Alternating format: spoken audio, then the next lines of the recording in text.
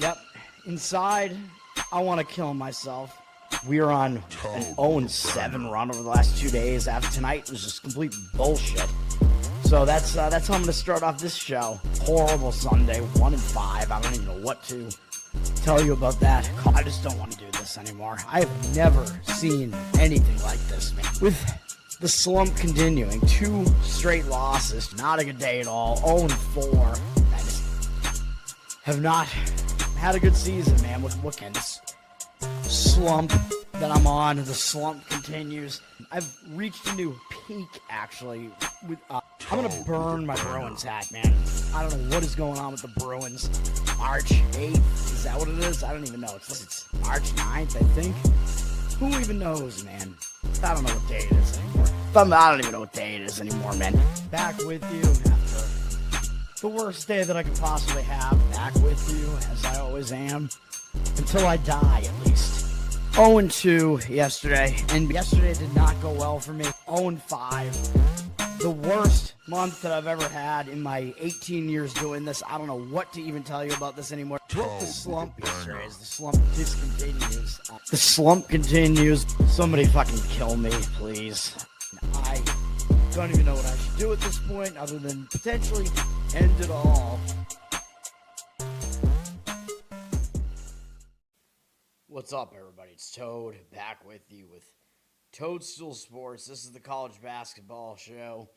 It's for January 3rd. Yeah, January 31st, although it is January 30th currently. I feel like I need to, I need to maybe change my camera angle or something. I don't know. I don't want to look slumped over in my chair. Maybe I have to adjust my chair, fix the back, get the back all the way up, because the back's, way back here. I'm like, oh, man. I don't know. I feel like I'm sitting forward. It stresses me out, makes me more tired. I don't know. Whatever. Let's get into college basketball. I'll talk about the NBA that happened today that didn't go particularly well, except the Celtics did win for us, so we did get that one. But we'll talk about that in the morning, do the recap. We got to get it going, man. We got to get the college basketball stuff going and done. It's going to take forever. You know how it is. At least I got the handicapping done by midnight this time. I started at 9:30 my time, so that's probably why.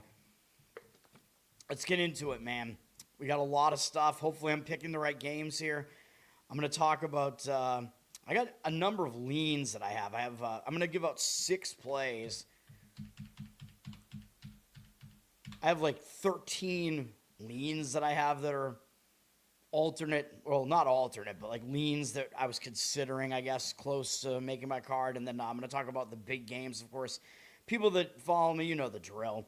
Let's just get into it, man. ESPN, noon. Number 4 Duke is at Virginia Tech. Big game to start out the slate here, man. We have a few pretty big games at noon, as is usually the case.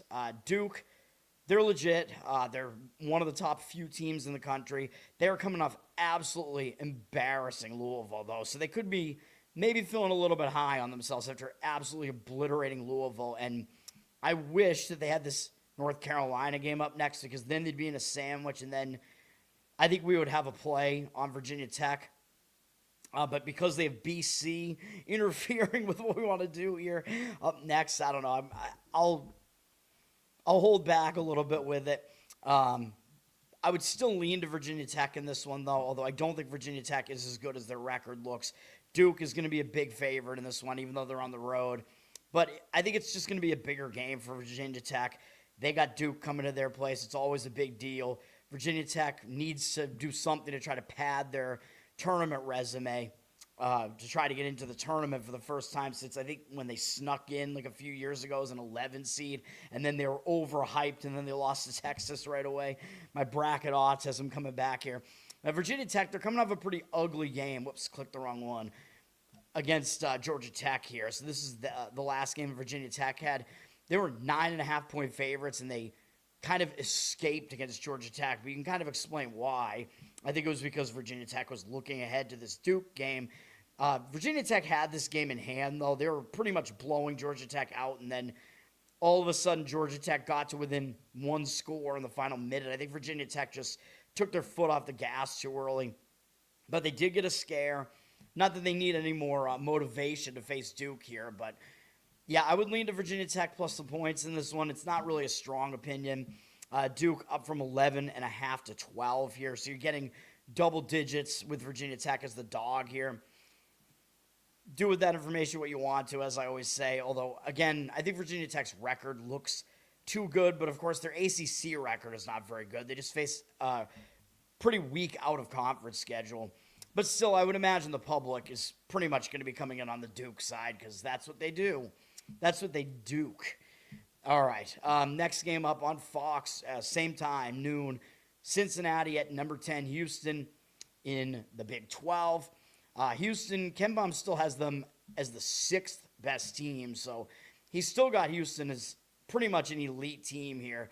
They're certainly better than Cincinnati, and these two teams actually already played, and Cincinnati played Houston to within 7 at Cincinnati, so maybe that means Houston will actually take Cincinnati seriously because Cincinnati almost caught them the previous time. Now, Cincinnati will obviously try to show up for this game as well. They just ended a losing streak with a home win over Baylor. Cincinnati is definitely better at home, though. Like, if you look at what they've done on the road in conference, I think they've lost every conference road game. They lost to UCF, West Virginia, Arizona. Of course, they lose that game.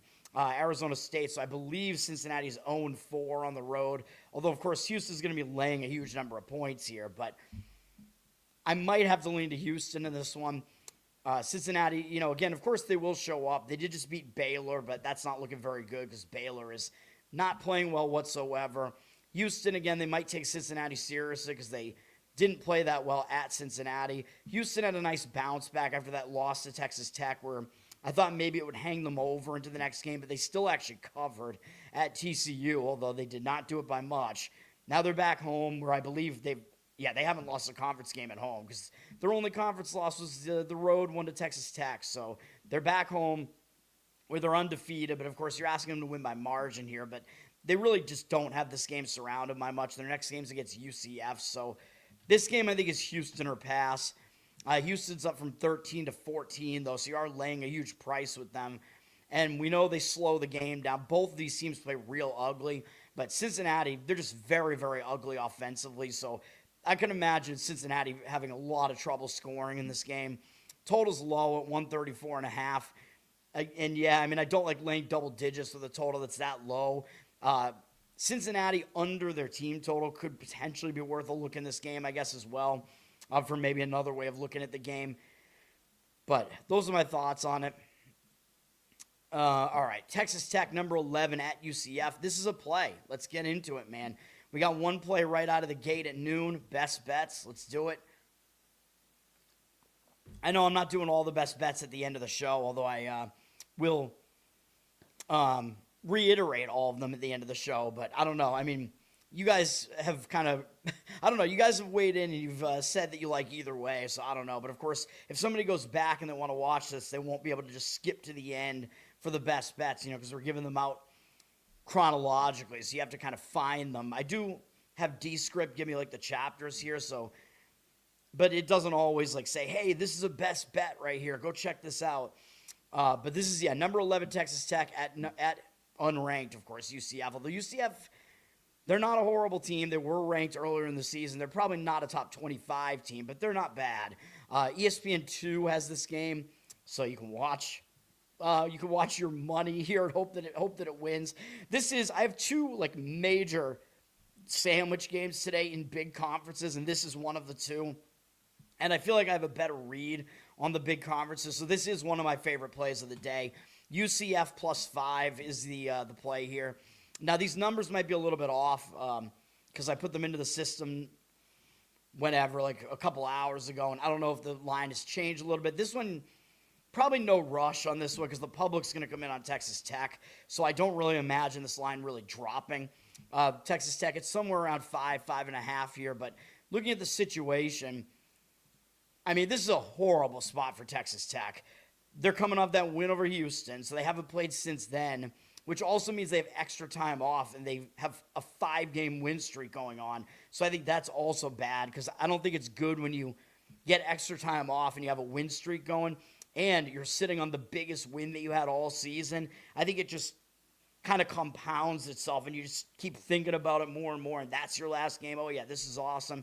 Now Texas Tech has to go to Florida, to Orlando, which is not a particularly familiar venue for these Big 12 teams to have to go to because UCF's new to the Big 12. But to make matters even worse, in 2 days, Texas Tech hosts Kansas, which is going to be a huge game against a ranked Kansas team, a blue blood team, Kansas. So this is pretty clearly a sandwich spot here against UCF.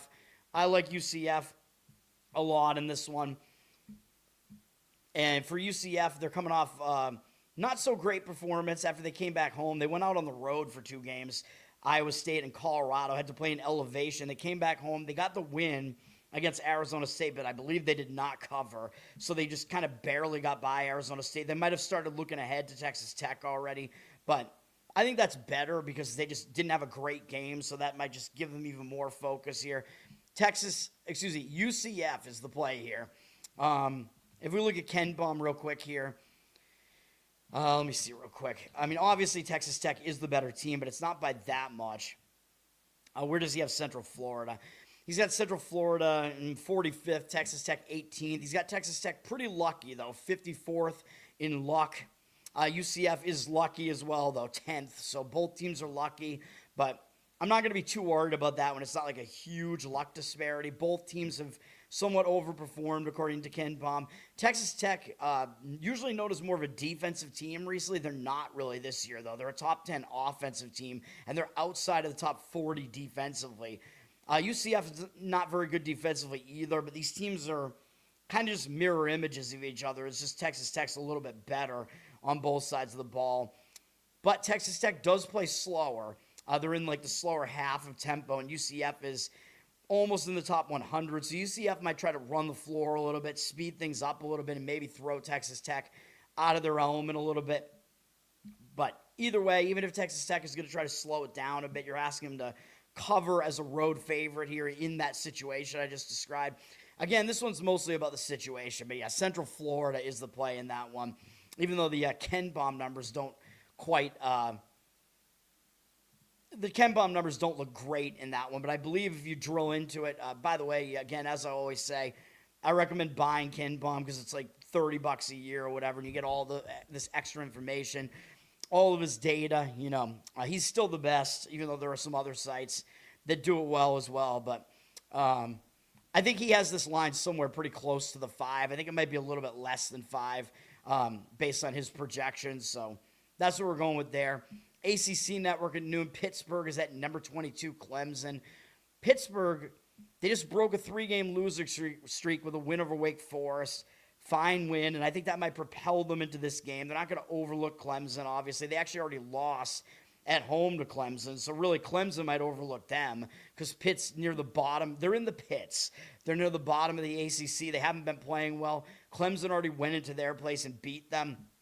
So this game, it's one where I'm definitely going to be leaning towards Pitt in this one. It's not on my card or anything, but Pittsburgh did just break that losing streak, like I said. They're going to Clemson here.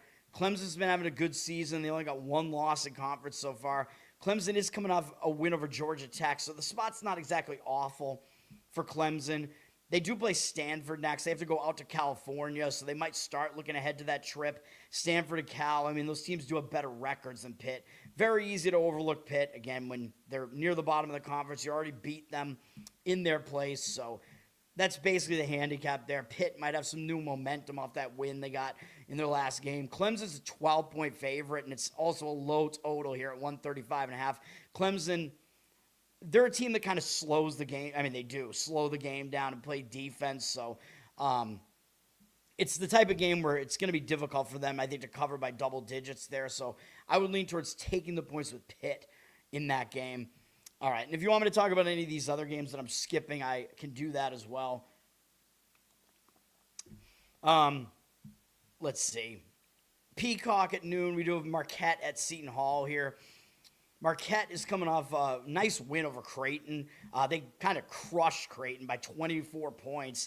Creighton, I thought, was in a little bit of an iffy spot there. I liked Marquette in that one. I was correct on that one. Wasn't on my card, but we did get it right. Now, Marquette's having to go to Seton Hall.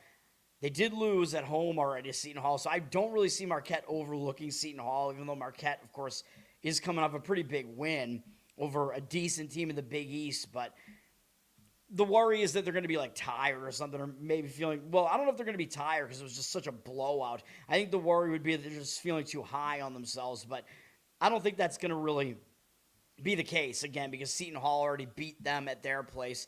It might be the case that Seton Hall might overlook them. Seton Hall did just break a 4-game losing streak, beat Xavier. We had the win with Xavier. I've been reading Seton Hall pretty well on the show this year. We did get the win with them against Xavier. But the problem with the spot for Seton Hall here is, even though, yes, they broke a long losing streak, a 4-game losing streak, sometimes that does give you momentum, but they're playing this ugly Marquette team. It's at the bottom of the standings pretty much, who they already beat on the road, and they have bigger games up next, man. Seton Hall's got Villanova and Creighton up next, and they lost to Villanova at home, so it's going to be a little bit of a revenge game against Villanova as well. Seton Hall did beat Creighton, but still, those are bigger games. So even though Marquette's coming off a pretty nice win, they were only a small underdog in that game, and the game was pretty much done early on. So I would lean to taking the points with Marquette in this one. The line movement seems like it's agreeing. Seton Hall down from 9 to 7.5. Pretty low total in this one, too, at 142.5.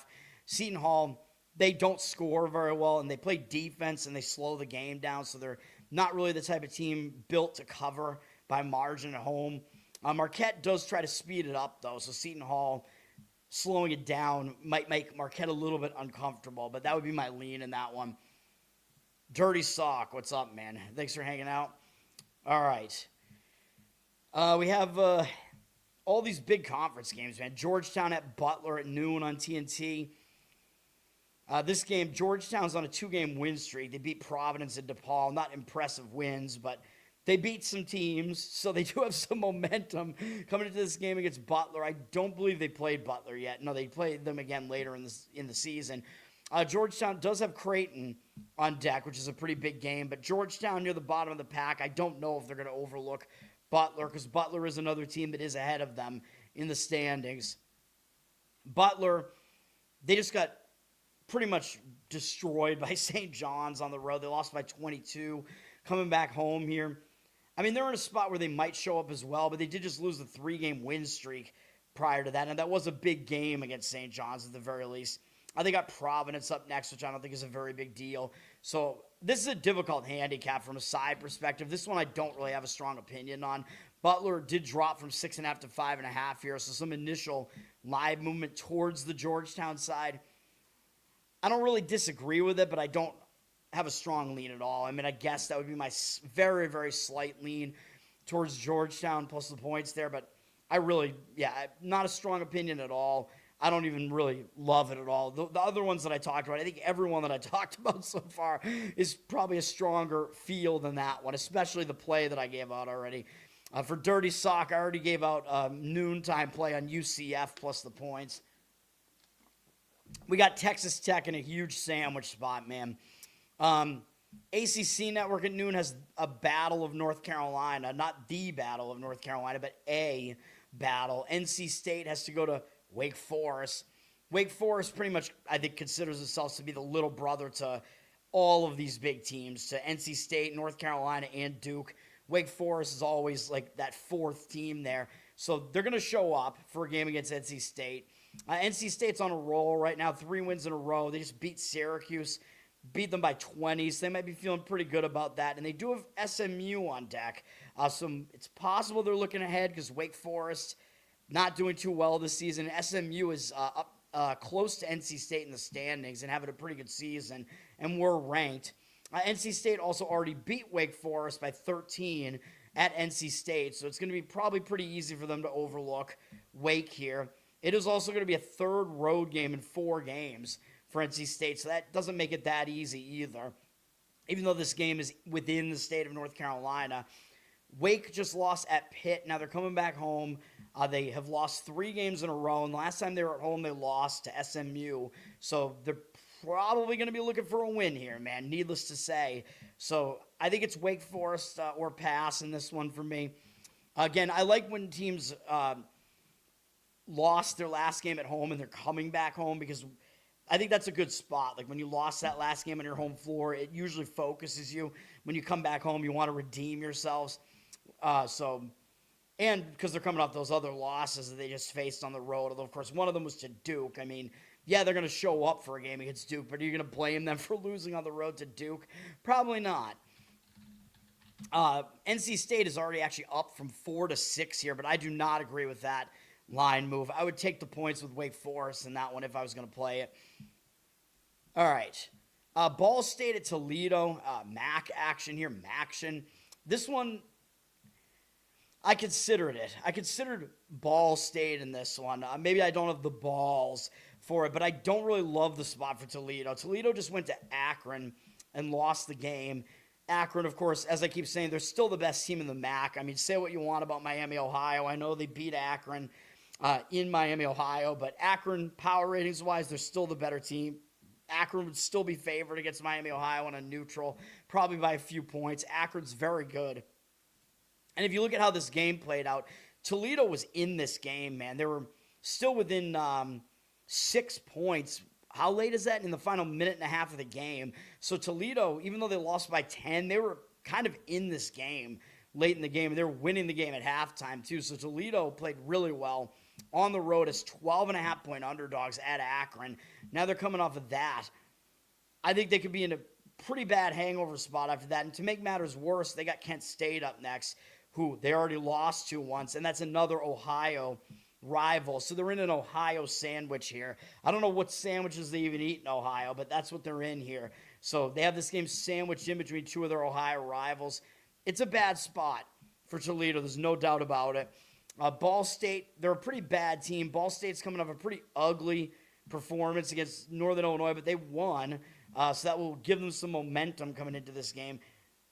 I think Ken Baum's numbers were the reason why I kind of kept this off my card here, because I like Ball State in this one, man. The fact they have a few wins in a row, I think, is good. They'll come into this with momentum. Toledo's down from 10 to 9.5 here.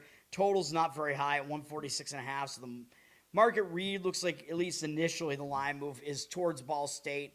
I agree with that. I think Ken Baum, I think this is where I was kind of like, I don't know. Ken Baum's got Ball State not even in the top 300. They're really bad on both sides of the ball. Both sides of the ball. They play slow, really slow. They're kind of, I don't know, they're in the middle of Ken Baum's luck index, so he's telling you they're actually not even as good as they look. Toledo is the significantly better team, so it does worry me a bit. Toledo does crack the top 100 offensively. They're not good on defense, though, so laying points with a bad defense, maybe not the greatest idea.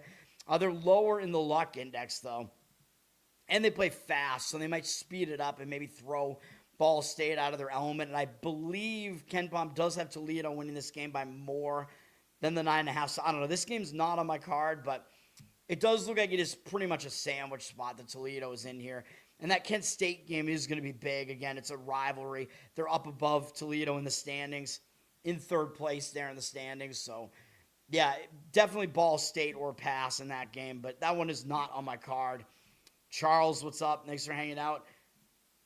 Ball State, yeah, they probably do throw up a bunch of those. They're a really bad team.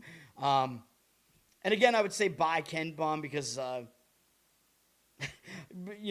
feel like I show enough of his stuff, although the main page here is actually free. But if I dig into his projections and stuff, that's the part of it that's not free. All right, we have in the Colonial, Campbell at William & Mary on CBS Sports at noon. Still in the noon slate here. Campbell, they're on a pretty atrocious losing streak, 5 losses in a row, but the first 3 of those are on the road. They lost on the road to Elon by 1, UNC Wilmington by 3, and Charleston by 4. Those are not bad losses. Those are all to the top teams in the conference, kind of, except Elon, not really, but Charleston and UNC Wilmington, yes. Then Campbell maybe suffered a bit of a hangover spot there, coming back home against Monmouth. I don't know what that was. But then they lost to Stony Brook after that. So Campbell has lost 2 straight games as favorites. Now they're going back out on the road. And I know they've actually been better on the road than at home over that stretch of 5 games. They actually played really competitively in all those games on the road. So they might be able to do that here. Again, maybe they started already looking ahead to William and Mary. I don't know. I don't believe that these teams have played yet. They might not play again this season, actually. I think this might be the only matchup between the two teams this season. But coming off 2 bad losses at home to worse teams, I kind of expect Campbell to show up in this game.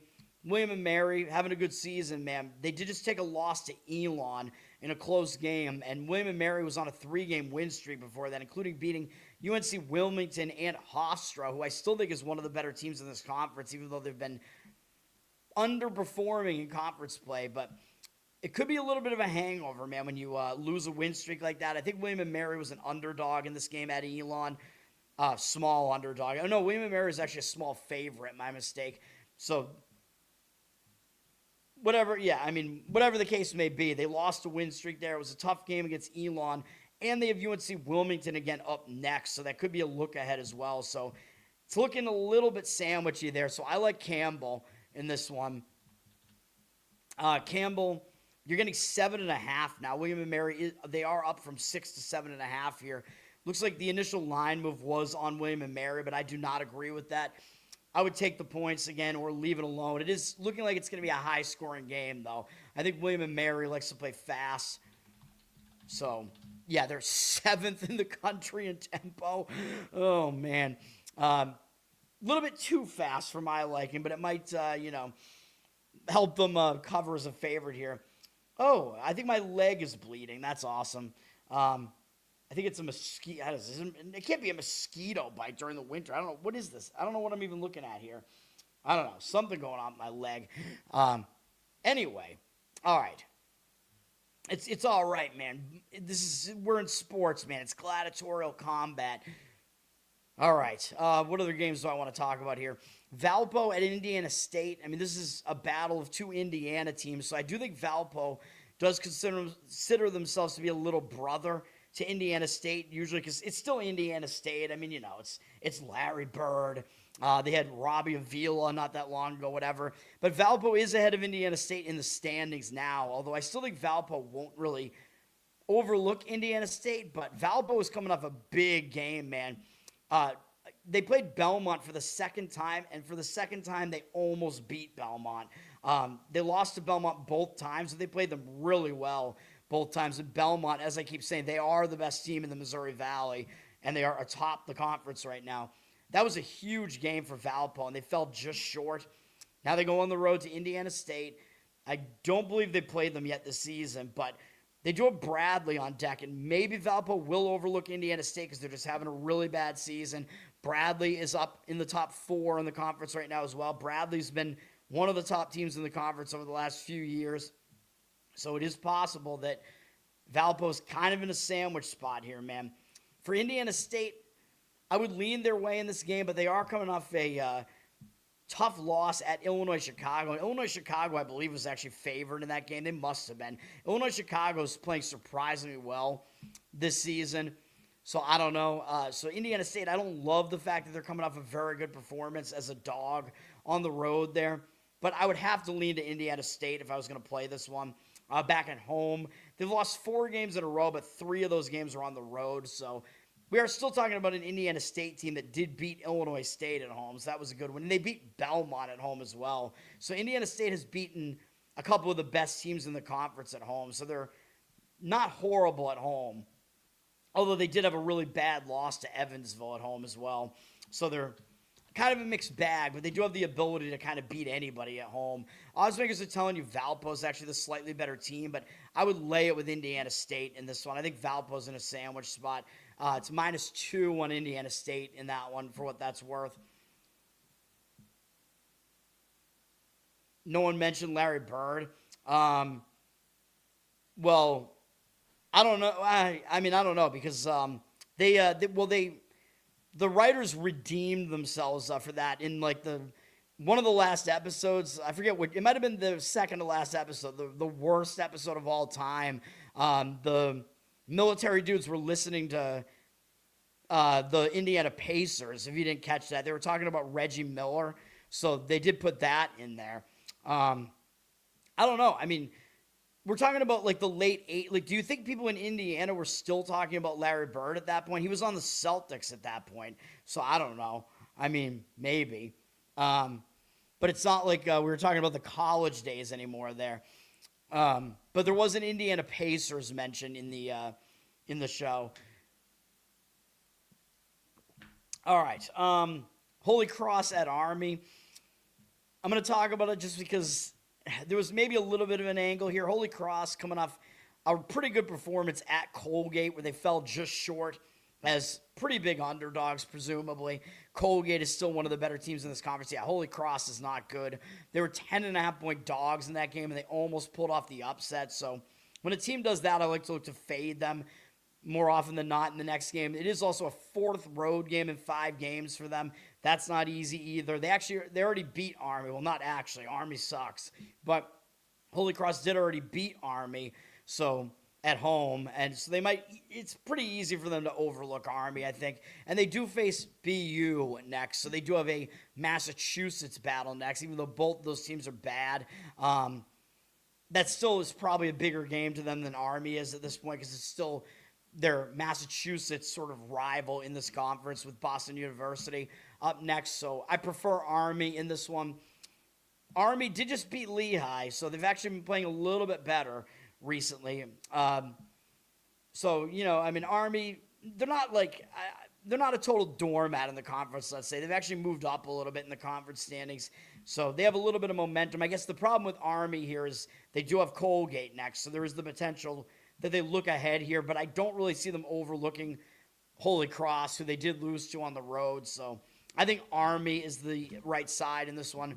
Army up from 2.5 to 3, so you actually have to lay points with this really bad Army team. Not on my card, needless to say, but that is a lean for me. I do have that on my my additional leans here that didn't make my card so far. Ball State, Indiana State, and Army so far. You missed that? Yeah, well, that probably is a good thing because that means you didn't watch that shitty episode. Because that episode is not worth it just for that one part of it. Although I guess the episode wouldn't have been horrible if it wasn't for the Will coming out scene. Like if that wasn't in there, the episode would have been, I don't know, like mediocre at least. All right. CBS at 1 p.m. we have a huge Mountain West game. Doesn't get any bigger in the Mountain West than this. San Diego State at Utah State. 2 really good teams. I think it's going to be a bit of a pacing contrast here because San Diego State likes to slow things down. Utah State likes to go fast. Yep, that is the case. So it is a bit of a pacing collision here. I don't believe these teams have played yet. No, they play again later this season. San Diego State, they're on a 2-game win streak. They got some momentum coming into this. They are playing a third road game in 4 games, though, so that does make it a little bit difficult for them. And going into elevation, although I know they're used to going into elevation because they play in the Mountain West, but they themselves don't play in elevation. So the venue, of course, does give Utah State a little bit of an edge here. Utah State also bounced back from having 2 losses in conference. They're on a 2-game win streak as well. Not really impressive wins or anything, but although they did blow out Wyoming, but Wyoming's not that good. Both teams are going to show up focused here, but I'm going to give the lean to Utah State as the better team and the team that may be able to control the pace here. Odds makers have them lined as a 6-point favorite. And people might take a look at this and think that maybe the 6 is like a little bit high, given that they know both these teams by name, especially San Diego State. The records are not that far off from each other. So I don't know. The public, to me, it seems like they might have a tendency to think this line is a little bit too high, but sometimes I don't gauge the public correctly. I think I do more often than not, but I don't know exactly how they're going to think about this game, but I also think it is side and total correlated. The total is pretty low, though, at 144, so the odds makers are kind of telling you they think San Diego State might be able to slow it down a little bit, and yes, it is easier to slow the game down. Like, usually the better team and home team has the ability to control the pace, but if the road team is the slowdown team, they might be able to kind of interfere with that and slow the game down a little bit. But I do think probably side and total are correlated here. I think San Diego State and the under likely correlated because they're the slower team. Utah State over probably correlated as the faster team. Ken Bum doesn't have these teams separated by a whole lot. He's got Utah State 30th, San Diego State 43rd. And actually, he has San Diego State as actually more of a mid-tempo team this year, which seems odd to me. But I think part of the reason why the total is low is that these teams are not deficient defensively. Especially San Diego State is the better defensive team. But Utah State's not that bad defensively either. Utah State is the better offense, though, for sure. But San Diego State does classify as the, or qualify, I guess I should say, as the better defense getting points. And, sometimes I do like that angle. The underdog as the better defense. Or the better defense as the underdog, I should say. DePaul at Xavier, Fox Sports 1 p.m. Eastern. Big East matchup here. Not the greatest Big East matchup, though. DePaul did just lose at Georgetown after they had a nice win over Seton Hall. They took the loss to Georgetown. Third road game in 4 games now for them in a second straight road game. They already beat Xavier at home, by the way. So it's possible they overlooked this Xavier team. It's not playing that well. And DePaul does have St. John's on deck in a couple of days. So that is a pretty big game. I believe, they already lost to St. John's once as well. So the spot might set up a little bit better for Xavier in this one. Xavier, 3 losses in a row, but they lost close games to Creighton and St. John's. So those were not bad losses. We faded Xavier because they played so well in those 2 games. I thought they were just going to be in a really tired spot, basically a hangover spot off of that against Seton Hall. We got Seton Hall correct in that one. Now Xavier's back home. They do have UConn on deck, so that might be a little bit of a concern. Then maybe there'll be a look ahead, but I don't really think you start looking ahead when you've lost 3 games in a row and you're playing a DePaul team that you already lost to this year too, and you're coming off an ugly loss. So I prefer Xavier in this one. They are -4.5 here. So the odds makers are actually telling you Xavier is kind of the better team here, even though the record is worse. So the public probably is not going to want Xavier, just based on recency bias and the line looking a little bit weird. The slightly worse record team laying points, All right. In the horizon, we have Robert Morris at IPFW. It's kind of an interesting game. These are 2 decent teams in the conference. Robert Morris just beat IU Indy. Not a big deal there, but this is going to be a little bit of a revenge game for Robert Morris because they did lose at home to IPFW earlier in the season, so they might want some revenge going out on the road trying to get this win here. They've been so-so on the road in conference. I think they've been about a 500 team on the road, so not really anything to really see there. But there is a concern maybe they're looking ahead to Wright State, although I don't know if they're going to overlook, again, an IPFW team that's above them in the standings that already beat them just because they do have Wright State up next. It's 2 big games, so I do think they will show up for this game against IPFW, the Mastodons. Good band, Mastodon, and RIP to Brent Hines, right? It was him who, that's the Mastodon member who died shortly after he left the band. He died in like a motorcycle accident or something like that. It's crazy, dude. And I saw Mastodon live with him still in the band like not that long ago, a couple of years ago. That's crazy. I love Mastodon though. They're an awesome band, dude. But anyway, IPFW, they did just lose a 5-game win streak. These postponed games are kind of getting in the way of trying to figure out like where the momentum lies. I hate these postponements. Pussies postponing games in the weather. There are some games tomorrow that are being postponed as well because the Southeast is getting slammed by a bomb cyclone that I guess is going to somewhat miss us up here. It's going to come in up here like around midnight tomorrow night, Saturday into Sunday, but I guess we're not going to get that much snow out of it. The South is going to get blasted with ice and whatever, so I don't know. And I don't mean the government agency. But IPFW did just take a loss in a tough game against Oakland. I don't know if the game was exactly that close, but big game and losing a 5-game win streak could hang you over a little bit. Robert Morris, a team they already beat once, although I know Robert Morris did win this conference last year, but I think I lean to Robert Morris in this one where I just leave the game alone. Of course, I am leaving it alone, but lean Robert Morris here. IPFW up from 2 to 2.5, though. With juice, so some early movement on IPFW, but I do not agree with that. Okay, SEC Network at 1 p.m. We have LSU in South Carolina. This has turned into a pretty ugly one, man. LSU looked good out of conference, but since conference play started, they have been really bad. They're on a 3-game losing streak here.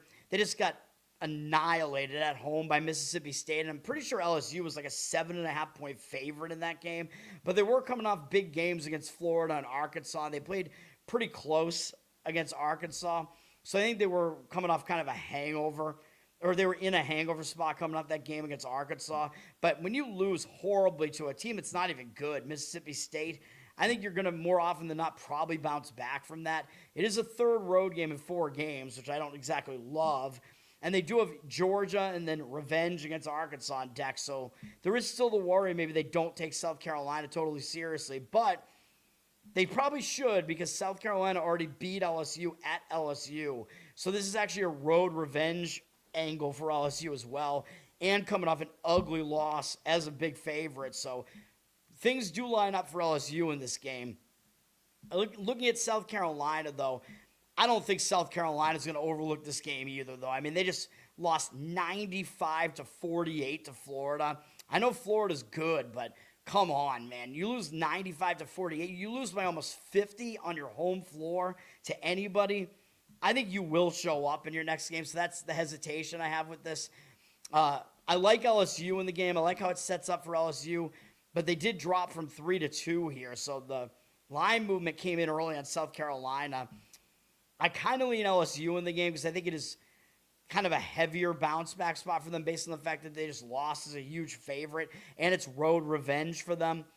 So I kind of lean that way, especially because they lost as a huge favorite at home in the first game, I think. So lean LSU, but not on my card or anything like that. Mastodon, I already covered like basically the only song that I think I can cover. Their songs are like impossible to cover. I mean, they're like progressive metal. Like most of them are impossible to translate to uke. Like it's not even close. Like I can't even find the chords from any one of their songs that's not like one of the more simple ones. I have a cover of Show Yourself. I think it's out there. It's on YouTube, I'm pretty sure. That's the only one I can really do, though, and it's one of their lamest songs. So I don't know. I'm sure you can find it on YouTube. They lied last week. Like, a lot of the South didn't get anything last week. Some did, but I know, like, areas in, like, Kentucky, Tennessee didn't really get hit that hard. They didn't lie up here. We got, like, 20 inches of snow last weekend up here, and we're looking like we might get, like, another half foot. Although in New England, a half foot is, like, nothing. 20 inches is kind of just, like, I don't know. Like, it happens once in a while up here. Texas A&M at Georgia. This is an interesting one because Texas A&M is in first place in the SEC still. I don't know how, because they're not really as good as that. Overall records between these two teams look similar, but Texas A&M one loss in conference so far. So that makes it look maybe a little bit weird that Georgia is the favorite here, although they are at home. Georgia was ranked at one point here. So the odds makers are telling you the teams are close to about even power ratings-wise. For the situation, Texas A&M, easy win, easy couple of wins that they're coming off of against Mississippi State and South Carolina. Don't really see them overlooking Georgia here, although they do have Alabama next, but I don't know if they're going to overlook a Georgia team. It's playing pretty well. Alabama's barely ahead of Georgia in the standings, so I don't know. See, Alabama does have more name recognition, though. Georgia coming off 2 straight losses. They are coming off a pretty tough game, though, against Tennessee. So that was a more difficult game for Georgia against Tennessee. So I don't know, man. This game's a difficult read. Georgia is sitting at 3.5-point favorite. It looks like the line has ticked down a little bit on them, and I think I kind of agree. Even though I think Texas A&M is not the best team in the SEC by any means, I think I would probably lean towards taking the points with Texas A&M. The over probably makes sense in this game too. The total is a very high 173, and that's because both these teams play really fast, especially Georgia. So you're probably looking at a very high-scoring game in that one. For what that's worth. Virginia at Boston College, number 17, Virginia. This is on the CW network.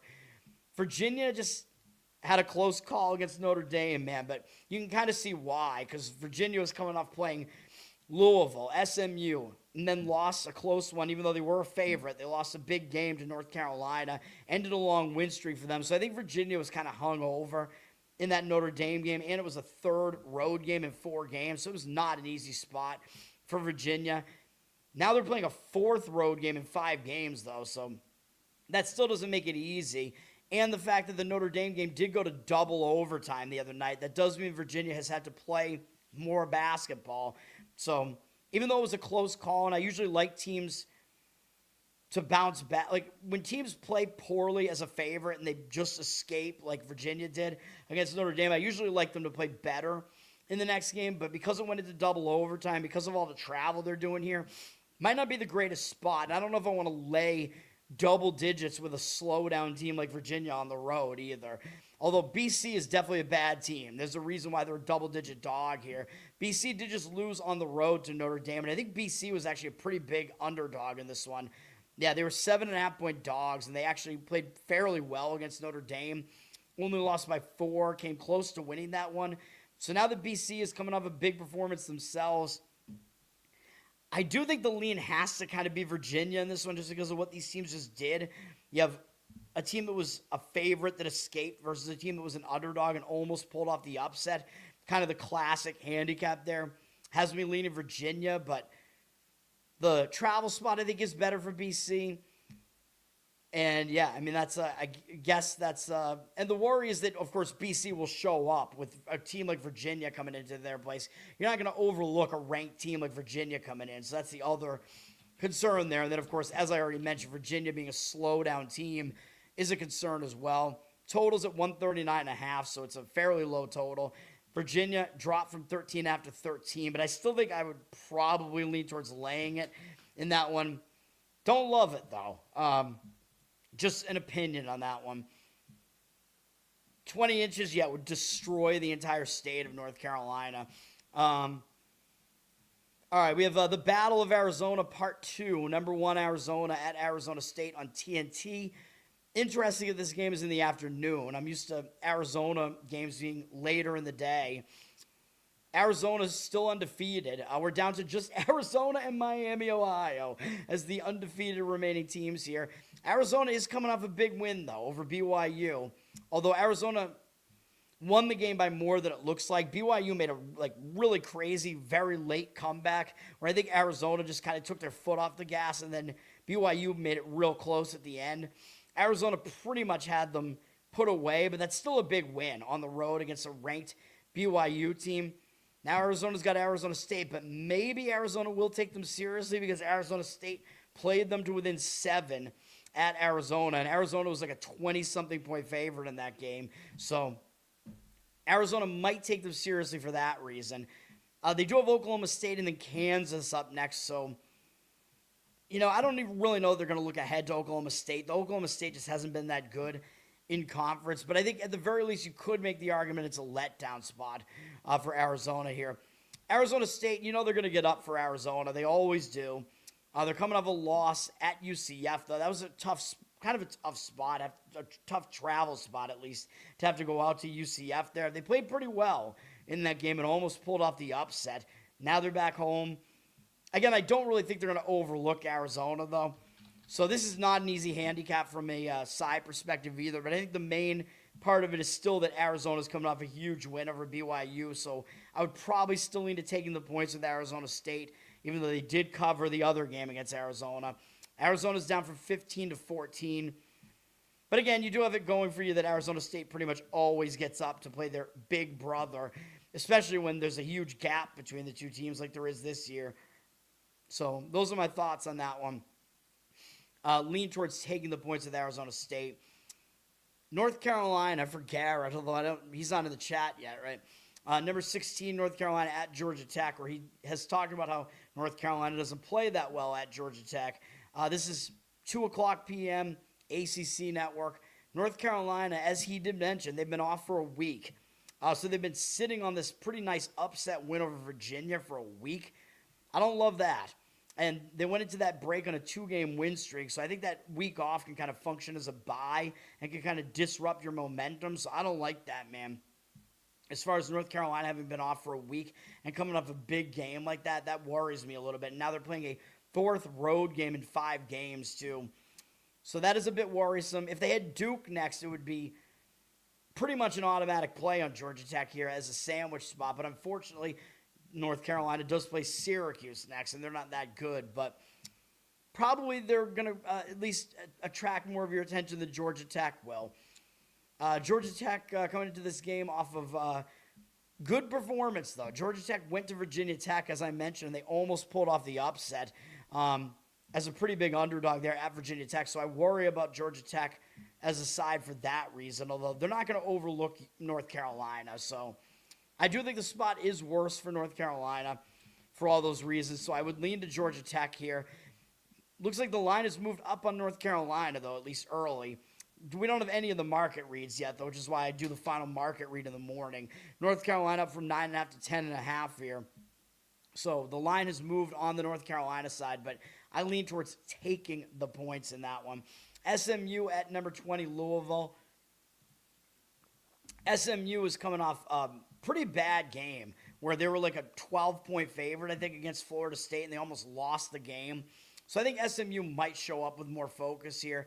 Of course, they should be focused for a game against Louisville because Louisville is one of the best teams in the conference. So they might have been looking ahead already when they played that game against Florida State, and maybe that's why they didn't play that well.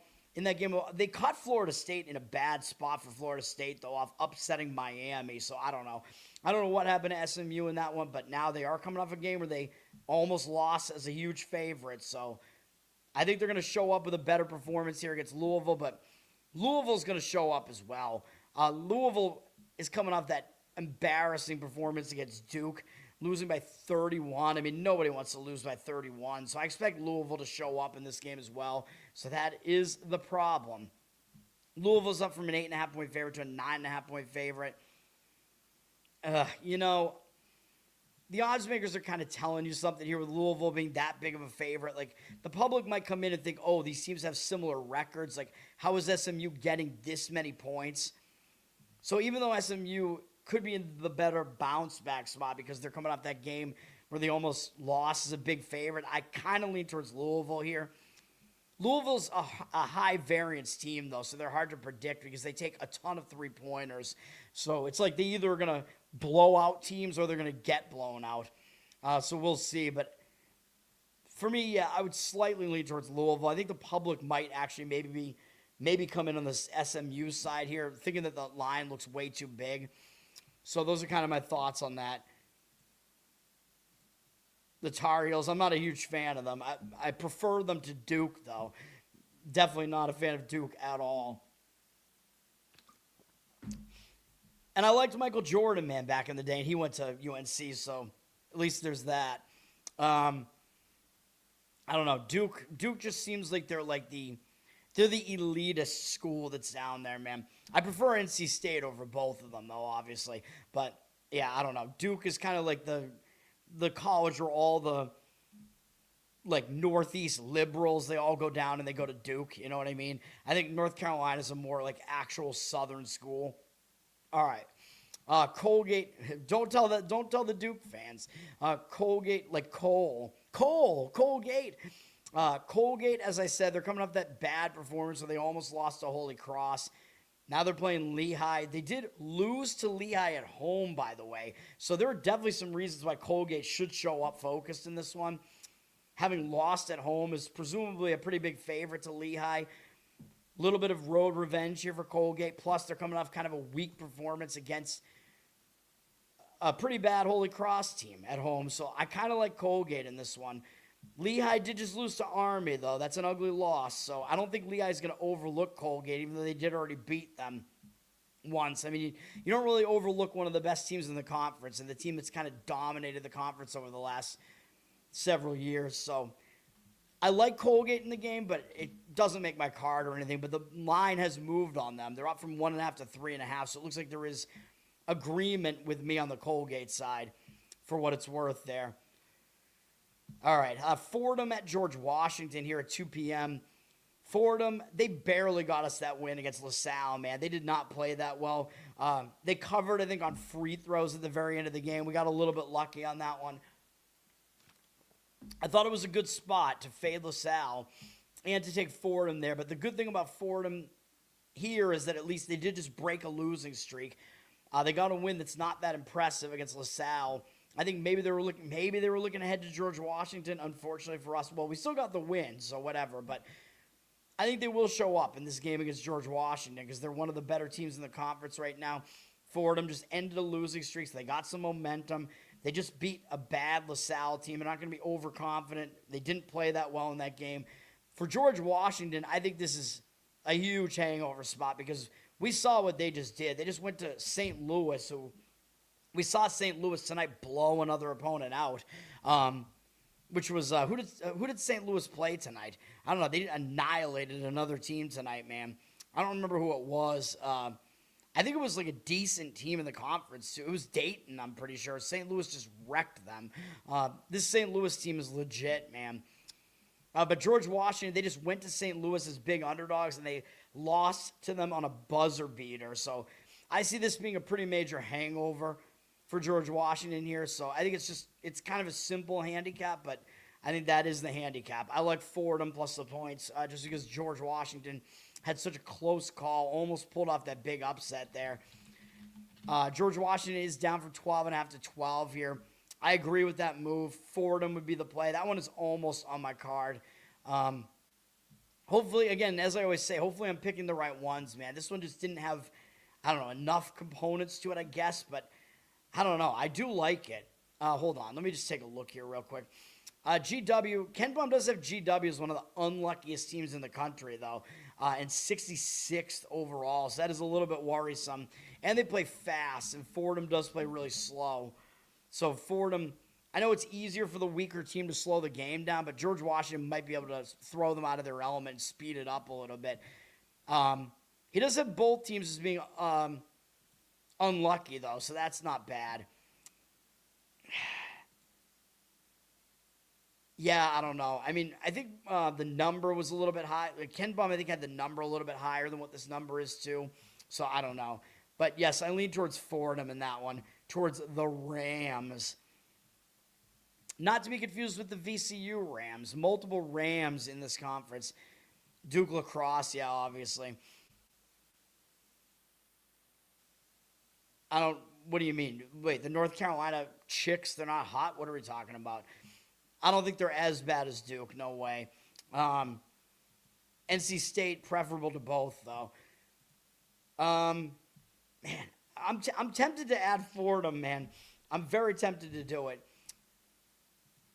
Hold on. Let me just, I'm going to open it in a different window. But let me just make sure. What does Ken Palm have this number at for this game? He's got it at 13. I don't know. Man, George Washington only has St. Joe's up next, though. So, yeah, I mean, it's not a big look ahead for them because they have St. Joe's up next. But that was such a brutal way for George Washington to lose that game, man, against St. Louis. Hold on. Let me just look at the flow real quick in the game. Yeah, George Washington was... Man, I mean, they had a huge lead in this game, too. They had St. Louis on the ropes the whole time. You know what? Let's do it. Let's elevate it to a play.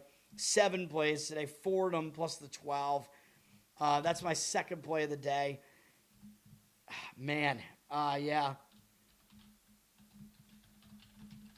Hopefully they can get it done for us. I don't know if the line's actually going to remain that way, but we'll see what the lines are, tomorrow morning. Like, I don't know if there's that much of a rush to get on most of these overnight. Some of them will move, but Fordham plus 12, there you go. We're going to do it. We're going to be on the Rams and hope that they can slow the game down enough in this one. The total's not high, so that's good. It's in the 140s, so I think George Washington actually isn't a very good offensive team, even though they do play fast. Hold on. Yeah, no, they are. That's bizarre. They are a better offensive team than defensive team, so I don't know what the deal is. Total very, very low, though. Interesting. Okay. Ohio State at Wisconsin on Fox at 2 p.m. Interesting game, big game. I think both teams will show up for it. I think Ohio State might need the game a little bit more, and they're going to be the underdogs. So when you're going to get a focused underdog that's looking for something to try to pad their resume because they're kind of a bubble team right now, as Wisconsin's more solidly in the tournament right now. Maybe Ohio State will be the way to look here.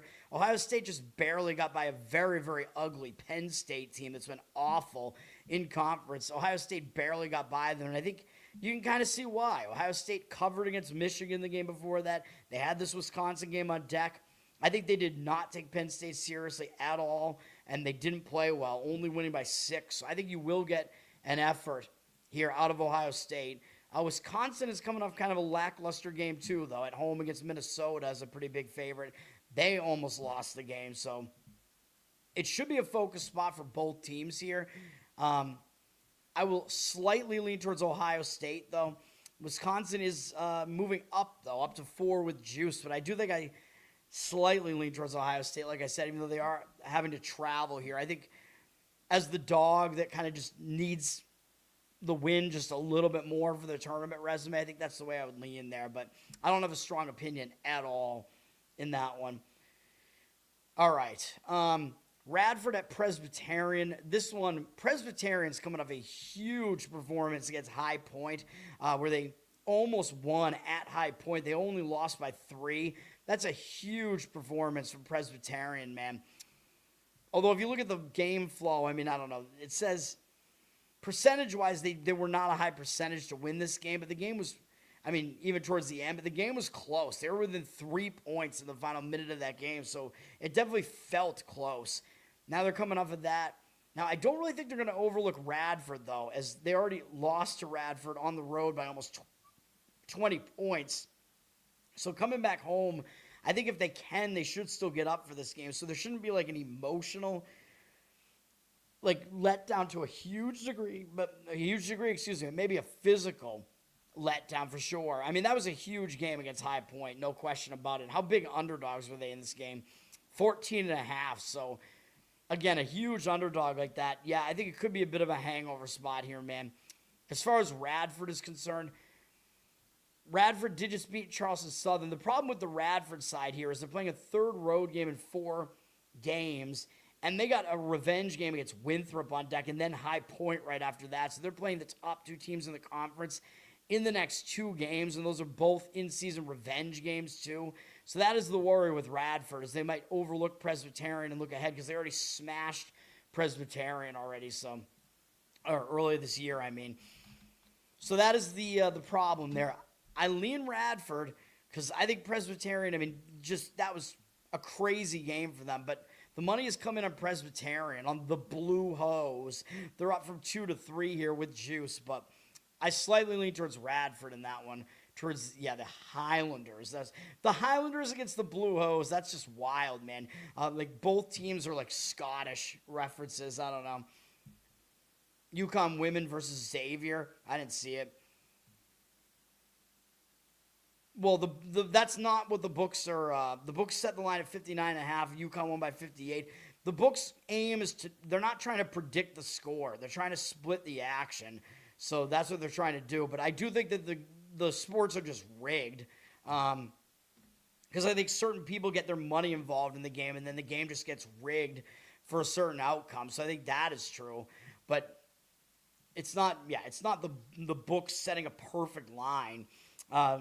Again, like the books, they're trying to split the action. That's what they're trying to do. So they're not saying this team is going to win by this much. Although it is one of the better indicators of who should win the game, sort of, and by how much. But I mean, their goal is to split the action. So they're going to have to they might think that Duke is going to win by 10 points, so they have to put the line out at 12 because they know the public is going to be heavy on the Duke side. So they're trying to induce action on the other side to even it out so that the books make money either way. But I think there are certain people that have their money involved in the game, and then the game gets rigged. No, it is not. This is college basketball. That is not the biggest spread in college basketball. Even this season, it's not. If you're not familiar with women's college basketball, no, there is no parity in women's college basketball. UConn has probably been a 60-plus point favorite multiple times this year already, I would guess. That's women's basketball. It's the way that it is. there is absolutely zero parity. But I've definitely seen like lines like of like 64 in women's basketball already this year. But I don't do anything with women's basketball, and then I do fill out a tournament bracket, but that's it. All right. Where was I? Did I want to talk about Ohio and Buffalo? I don't know. I forget. Ohio, I mean, they just lost to Akron and Kent State. Those are both big games for Ohio, but they weren't close. So now they're having a second straight road game here, going to Buffalo. Ohio already beat Buffalo, by the way, at home, so it is still possible they kind of overlook Buffalo here. Ohio is still coming off those big rivalry games against Akron and Kent State, the Ohio rivalry games here.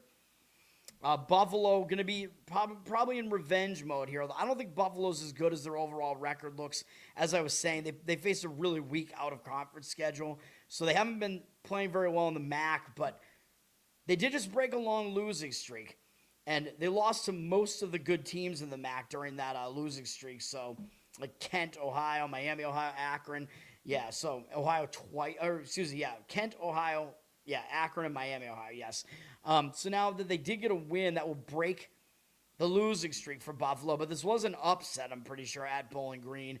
Yeah, it was a 7.5-point upset, so that's kind of a problem. I don't love playing on teams that are coming off a huge upset like that.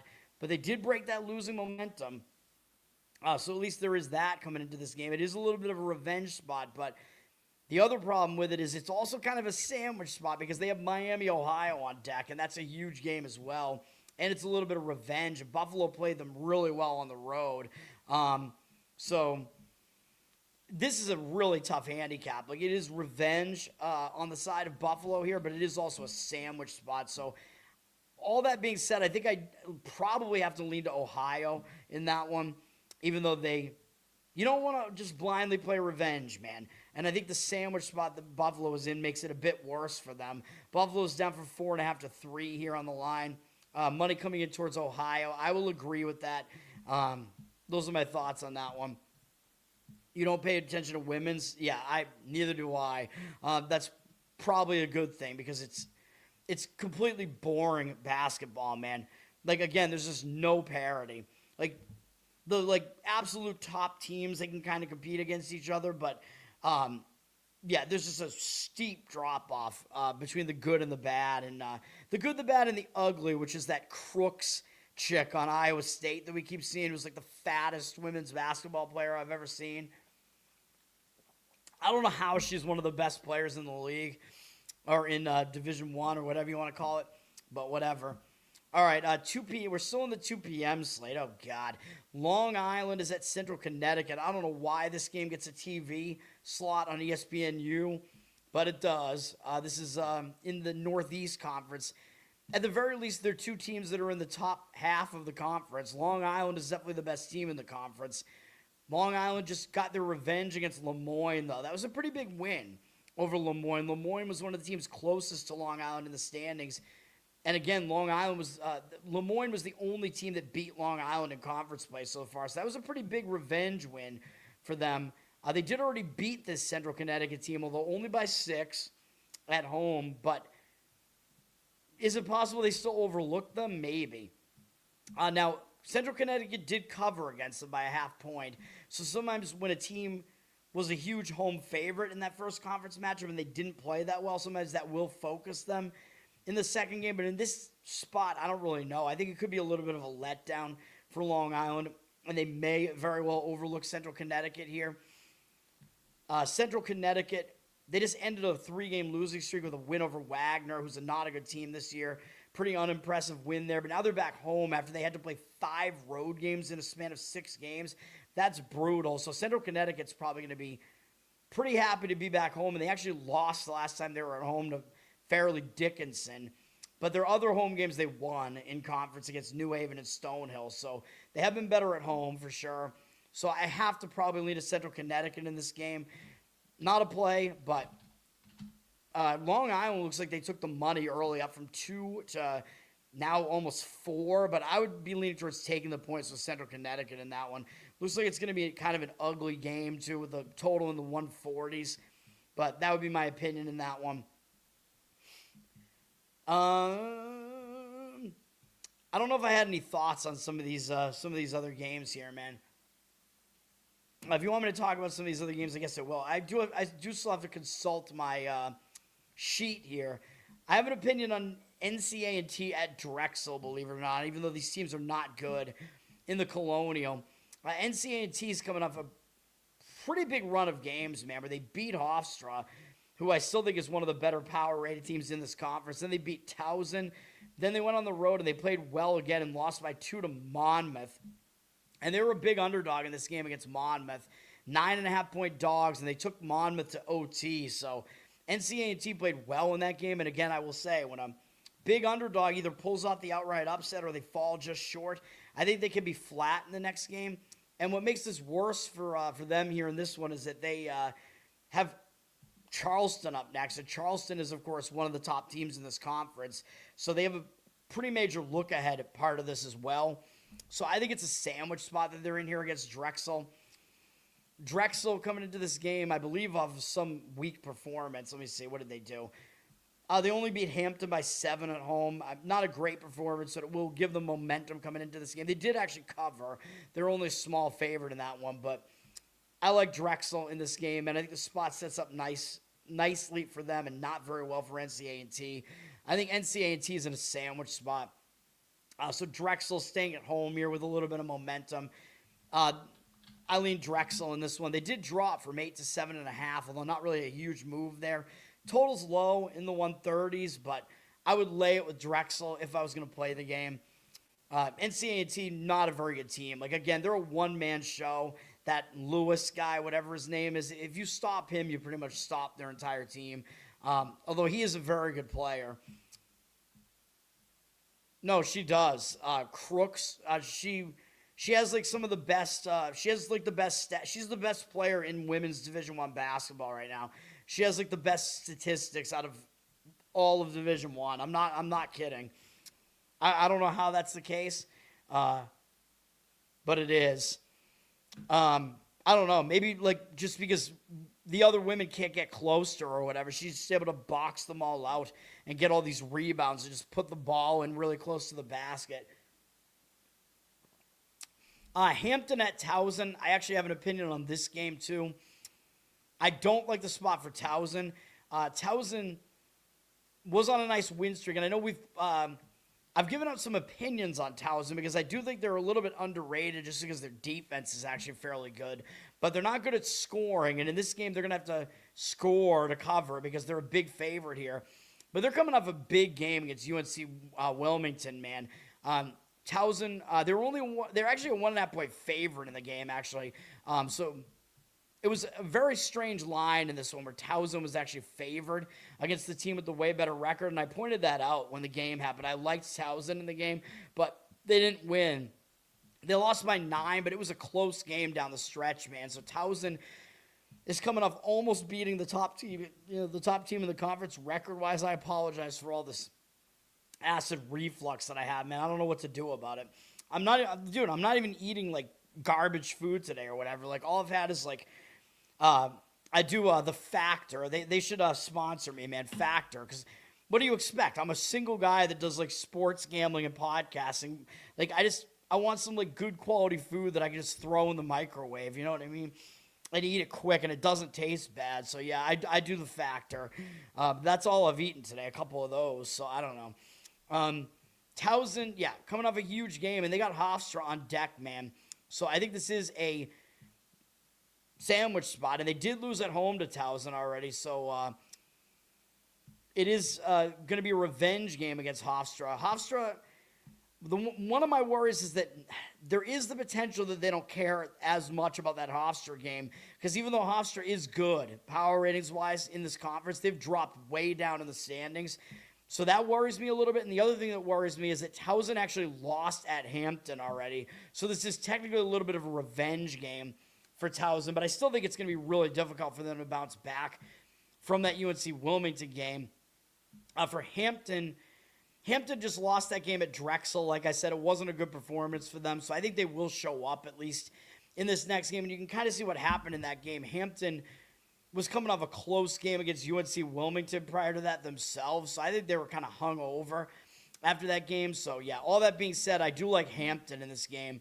The line moved up from Towson at 7.5 to 8.5, but it would be for me Hampton plus the points or stay away from that one. I did not get Taco Bell today. I've had them a couple of times recently, man. It's like, if they bring out, like, new menu items that I'm interested in, I'll get them, but I already did it. I got the chicken nuggets, although I should give them a chance to redeem themselves because they totally screwed them up with bad fryer oil, as I mentioned. So maybe I should get the nuggets one more time, let them redeem themselves. But when they first brought them out, they were good. So I have had good chicken nuggets from them as well. Their chicken strips aren't as good as the nuggets, though, for whatever reason. But then I already had, like, the big items that they have out right now are the quesarito and the volcano quesarito, and I've already had those in this run that they have. So that's what I do, man, because Taco Bell, it's cheap, man. And if you want these specific, like, crazy menu items that are only out for a limited time, just fuck it, man. Just load up. Just order, like, half of them, eat them in one sitting, and then go back one more time, a week later and do it again with the other ones. She looks like Shrek, yeah. No. No. I'm not allergic to anything, man. I am allergic to some things, but not food. I have 0 food allergies. I expose myself to every type of food, so I avoid the allergies that way. I think if I was allergic to something, it would be, I'd be, like, breaking out in hives or something. I don't know. I think it's just, part of it is because I keep talking and because I keep chugging water. I don't know, man. I might have to take a break, like, halfway through here. We're almost halfway through. Actually, how close are we to halfway through? I don't even know. Dude, oh, man. I mean, it's going to be like an almost 3-hour show again here, trying to get through all this. Let me see. What else do I have here? All right. Old Dominion at Texas State. This game I considered as well. Old Dominion, I do not like the spot they're in at all. They're coming off 2 huge games against Troy, who's at the top of the Sun Belt here, and Old Dominion was a pretty big underdog in that one, and they almost pulled off the upset against Troy, and then they bounced right back from that, and they beat Arkansas State on the road. Now, my concern, I guess, is that maybe that doesn't feel like a big win to them because Arkansas State's in the middle of the standings, but that was a big win. Arkansas State was a big favorite in that one, and they are one of the better teams in the Sun Belt. That was a 9.5, 10-point upset from Old Dominion there. Now they're playing look at this schedule, man. What is this schedule? They're playing a 6th road game in the last 7 games. I mean, that's just completely insane. Like, they might just have nothing left at this point with all this travel. So I like Texas State in this one. Texas State coming off beating Marshall. That was a decent win. I think that was actually an upset. So that's, I have a little bit of a concern about that because, I don't know, Marshall is at least above them in the standings, but staying at home, they ended a loss streak there. This game's got to be Texas State or pass. So those are my feelings on that one. Texas State has moved up a little bit from a 1-point favorite to 1 with juice. The odds makers are telling you that Old Dominion is still the better team here, but they're in a really, really bad spot. So I like Texas State in that one. It is not on my card, but yeah, that's an opinion there. ESPN2, we have the basketball edition of the Red River Shootout. I'll still call it the Shootout. Texas at Oklahoma. I think the spot might set up a little bit worse for Texas because they've had a nice run of games recently, man. Look at all these big games they've played. They beat Alabama on the road. They beat Vandy. They played close against Texas A&M, although Texas actually lost as a favorite in that game.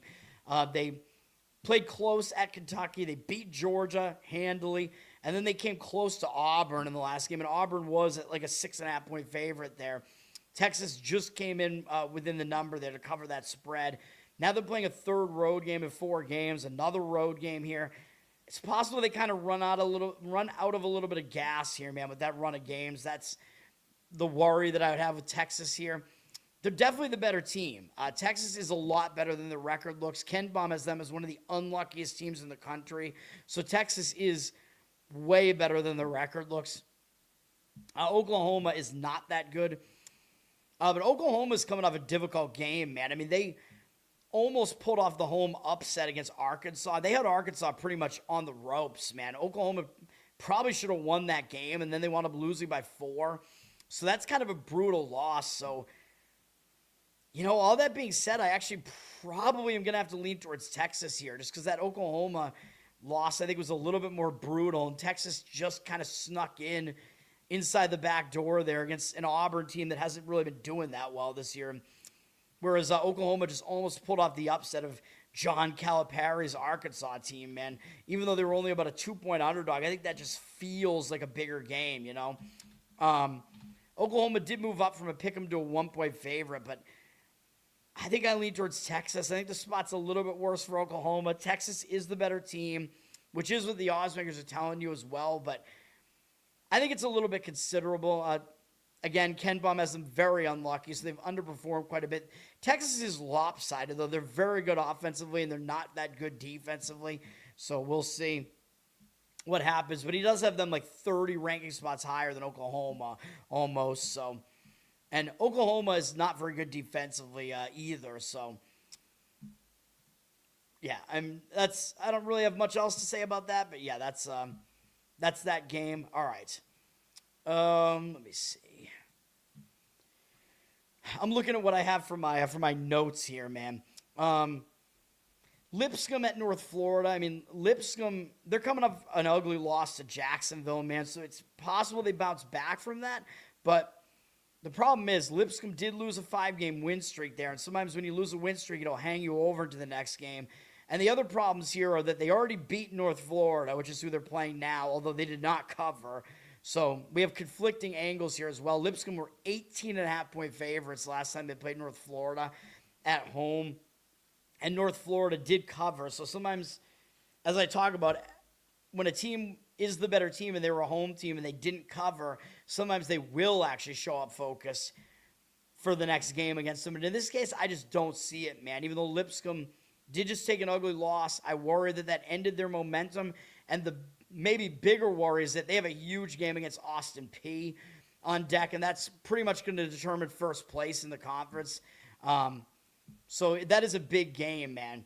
Even though Lipscomb did beat Austin Peay once already, they're behind Austin Peay in the standings, so that's going to be a big game for them. So I worry about that I worry about it being a bit of a look-ahead spot. For North Florida, they did just lose at home to Stetson. Not a great win there. Of course, North Florida is coming off that ridiculous overtime game, high-scoring game against Bellarmine the game before that. So it was kind of a bad spot for them. Maybe they just were fatigued after that. Maybe they were looking ahead to Lipscomb. I would have to lean towards North Florida on this one if I was going to play it. Lipscomb did drop from 12 to 11.5 here on the line. It is a high total, though. I think both teams kind of like to go fast, so just do with that information what you want to, man.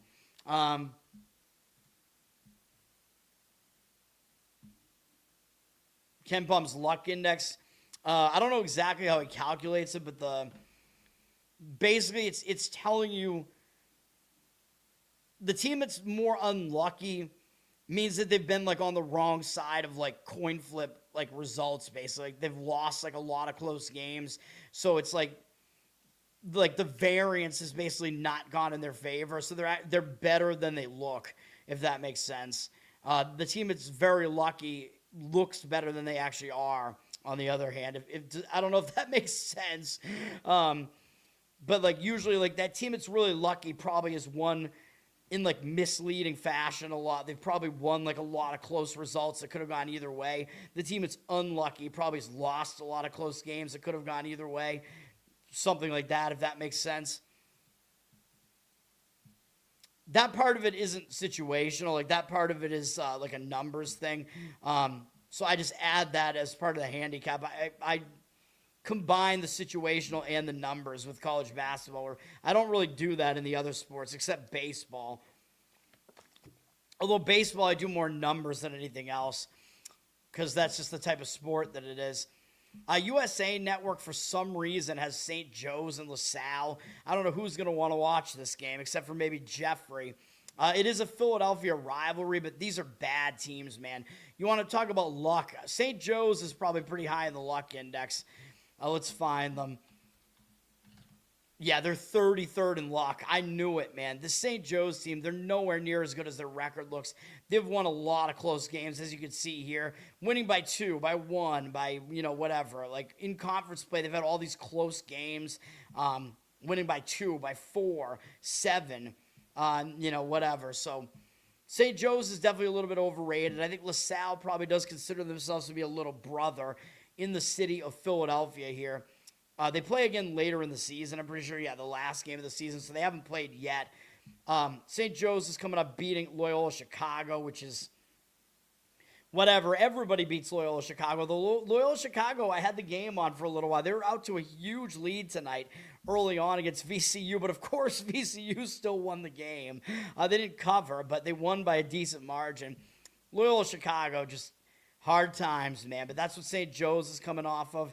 So it's not really a horrible game, but they do have the Georges up next, George Washington and George Mason. So it is possible maybe they're going to look ahead here because LaSalle is just not having a great season, obviously. LaSalle's coming up that pretty ugly loss at Fordham. I kind of prefer LaSalle on this one. I mean, I don't really have a strong opinion on this one.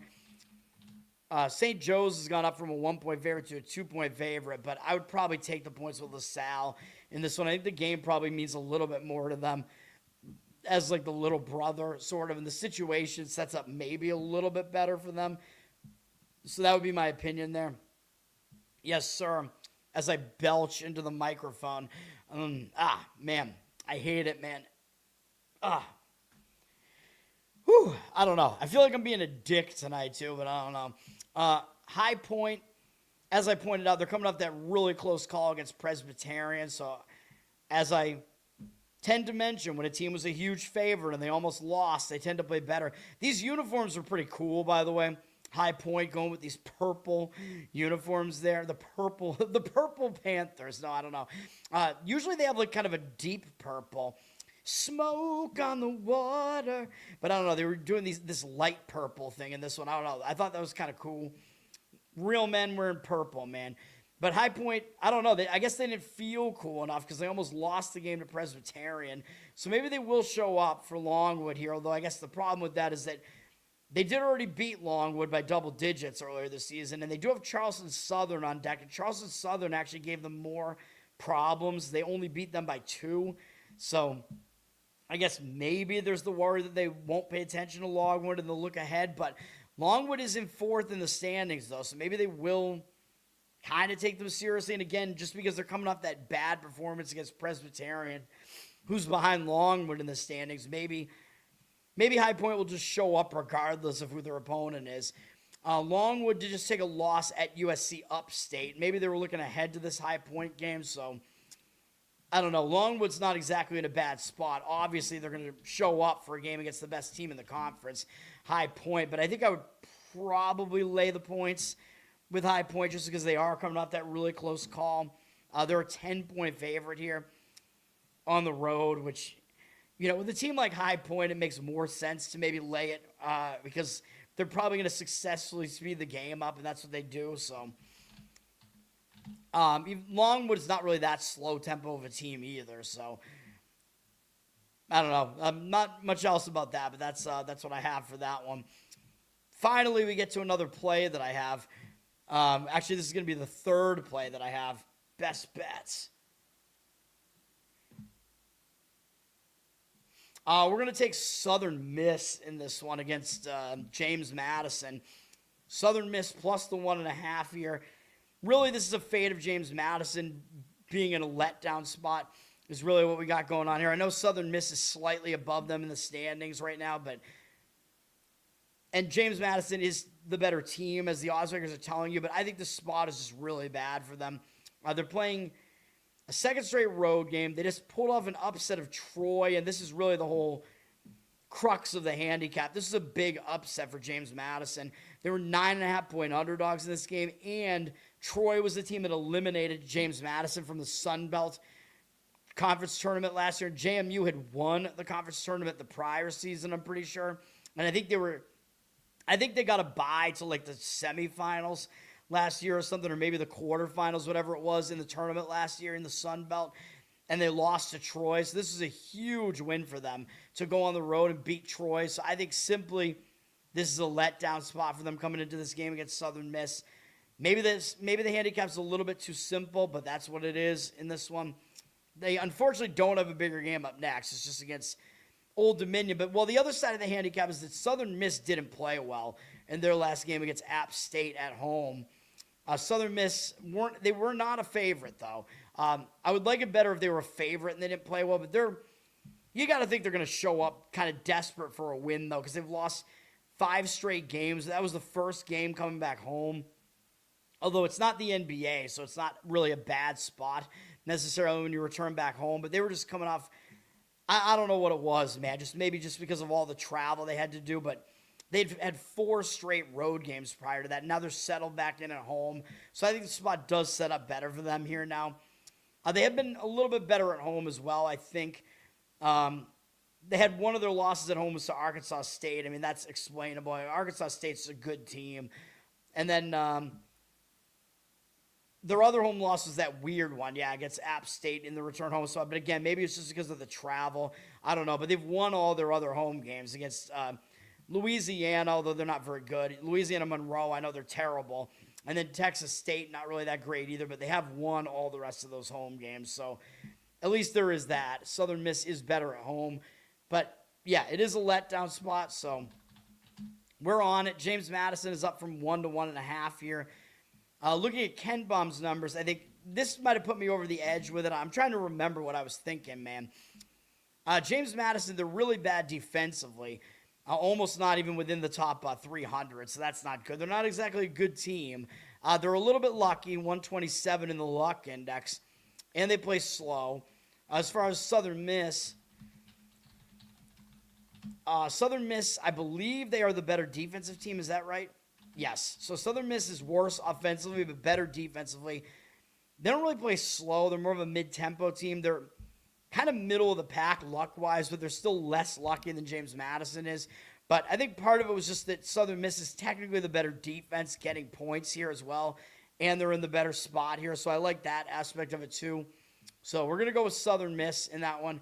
It's kind of supposed to be an uglier game too, total in the mid-140s, so not that really matters when it's basically just a pick the winner type of spread, but that's what we're going with there. But again, I think because that upset for James Madison was not only against the top team in the conference, but it was revenge. I think that also put me over the edge for that one. Now, I like Florida Gulf Coast against Jacksonville. As I already talked about, Jacksonville just pulled off that upset of Lipscomb.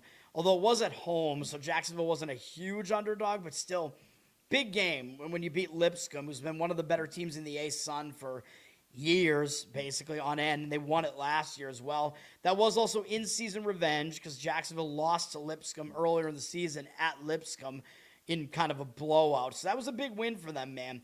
And they got Queens on deck.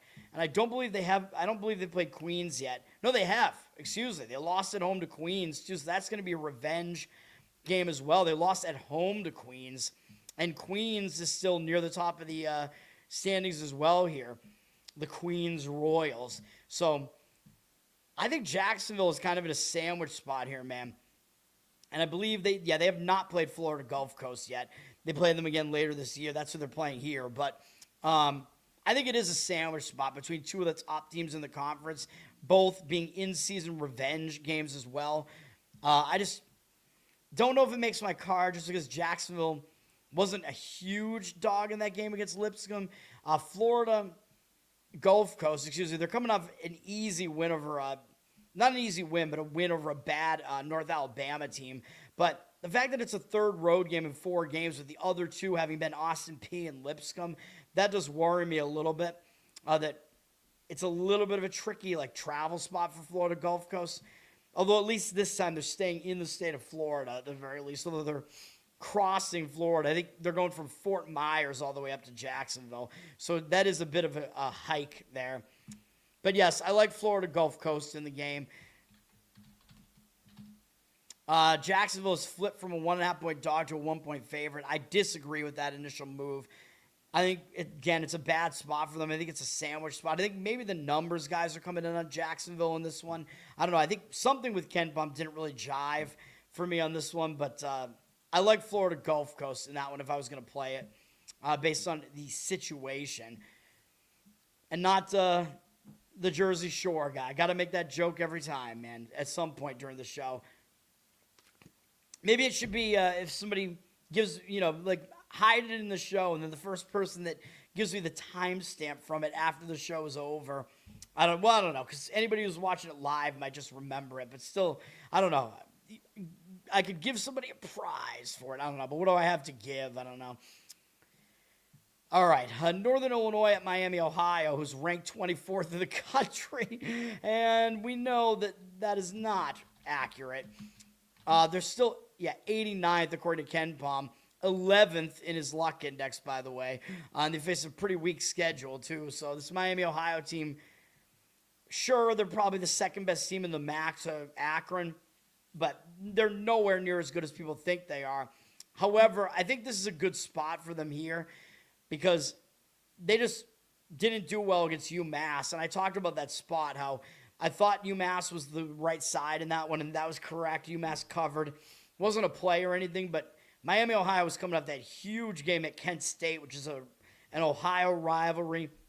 It was a big game. The game went into overtime. They got the win, and then I think they had a bunch of time off, so it kind of disrupted their momentum, I think. And then they almost lost. They're having all these again, they've of all these close results, man, these near losses against, Akron, Buffalo, Kent State, UMass. It's crazy. But now that they're coming up that close call as a pretty big favorite against UMass, I think they show up with more intensity against Northern Illinois here. Although I don't love laying points with an overrated team like Miami, Ohio.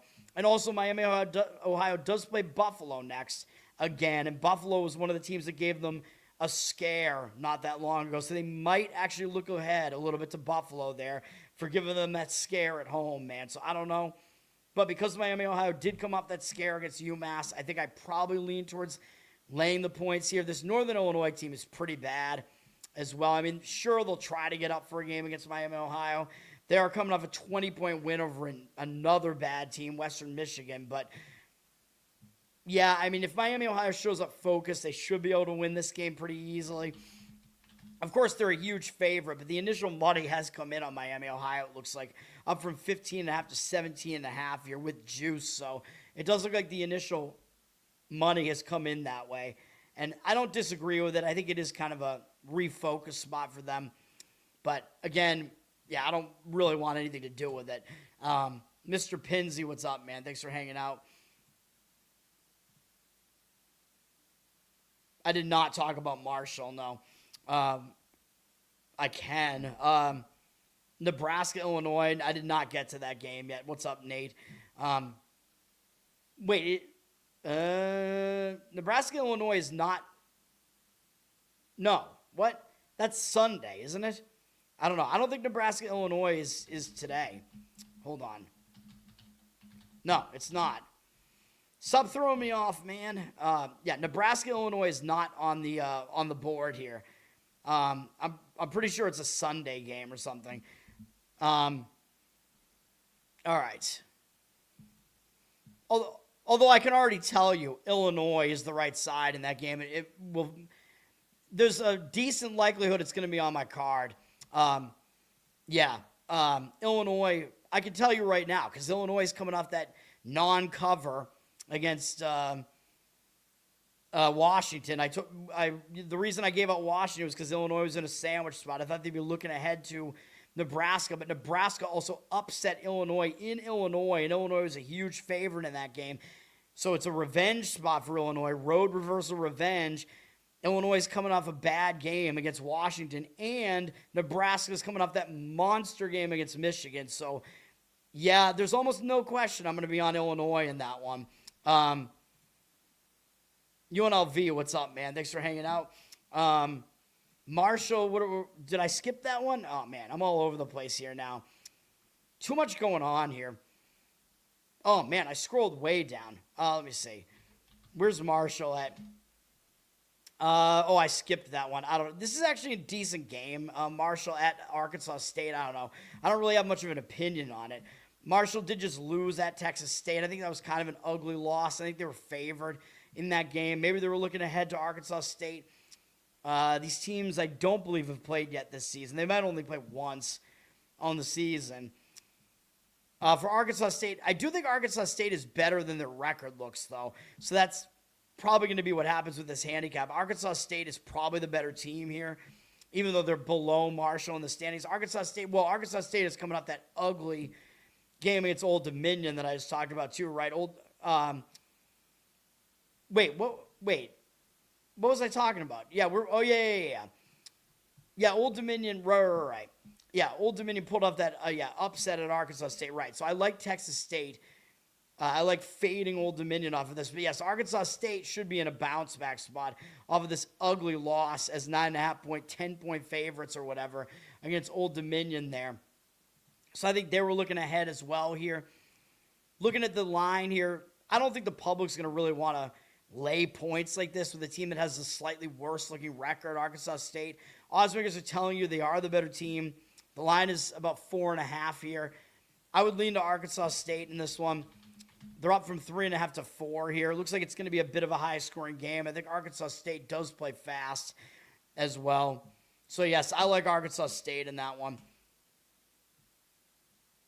Southern Miss, I don't know if it's canceled. Some of these games, I don't know. Some of these games are probably going to be postponed because of the weather, but probably not a game that's going to be in Southern Miss, though. The weather should not affect that game. It's at I don't think I could say any of the sports books. My channel's not big enough to get nuked over that, though. I don't think, but who knows? All right. SEC Network at 3:30 p.m. Eastern. Mississippi State at Missouri. Holy shit, we're closing in on 2 hours here, man. This is insane. Now, Mississippi State, they did just break a long losing streak. 5 losses in a row. And I talk about how when a team gets a win, sometimes it breaks that losing momentum, gives them new momentum. But the problem is it was an upset. Mississippi State pulled off an upset at LSU. Maybe it didn't feel like it was that big of an upset because LSU's been playing pretty poorly, but they were like 7.5-point underdogs in that one. And now this is going to be a third road game in 4 games for Mississippi State. And they do have Arkansas up next, although it's not for a week, but there is the potential that maybe they're looking ahead a little bit here. So I don't love the spot for Mississippi State. Missouri, they're coming off getting absolutely housed at Alabama. So they're coming off a very ugly loss. They almost lost by 30 points. I know it was Alabama. They're good, but Missouri, they might be in a bit of a bounce-back mode here back at home. They've been better at home. They have 4 conference wins, and how many of them are at home? Let me see. They beat Auburn at home. They beat Oklahoma at home. They beat Florida at home. And then they did have 1 road win in conference at Kentucky. And their only home loss was a very close loss to Georgia. So this is a Missouri team that has not lost by more than 2 points on their home floor in SEC play. But they're going to be a favorite in this one. They're up from 5.5 to 7. It looks like some of the initial money has come in on that side on Missouri, but I don't disagree with it. I think Mississippi State is kind of in a sandwich spot there, so I do lean to Missouri in that one as well. And, you know, if they're going to speed the game way up, it might throw Mississippi State out of what they want to do because I think Missouri likes to play fast, and Mississippi State does not. Oh, no, I'm wrong about that. Dude, it throws me off when these teams, like, completely change their, like, style from one season to the next. So my apologies. Missouri is actually kind of a slow-paced team. Never mind. Yes, get every book available to you is my recommendation so you can line shop. All right. We got Norfolk State and Howard on ESPNU. Why? I don't know. ESPNU's got some real low-tier games tomorrow, man. Nobody's going to want to watch these ESPNU games. They're not going to have good ratings tomorrow. I mean, these are at least 2 of the better-ish teams in the MEAC, even though it doesn't look like it based on their records, but it is the case. Both teams are coming off horrible losses at home to Morgan State. Morgan State is not good at all. Norfolk State, I think, were like 6.5 point favorites, and they lost that game. And it was even worse for Howard. I'm pretty sure Howard, I think, is actually the best team in this conference, believe it or not, power ratings wise. I think they were double-digit favorites in this game against Morgan State, and they lost the game. Each of these teams just lost by 1. Yeah, they were 14.5 point favorites. So I don't know. I think Howard, that puts them in the bigger bounce back spot here. It looks like they've had a little bit of extra rest because they had a postponed game against Coppin State. Norfolk State did not have a postponement there. Both teams should be in a bounce back mode here. Both teams should show up, but Howard is the better team here. I think I would probably lean towards Howard in this one. They did drop from 6.5 to 5.5, though, so it looks like the initial line move did not agree with me on that, but I think they're coming off the worst of the 2 losses, man.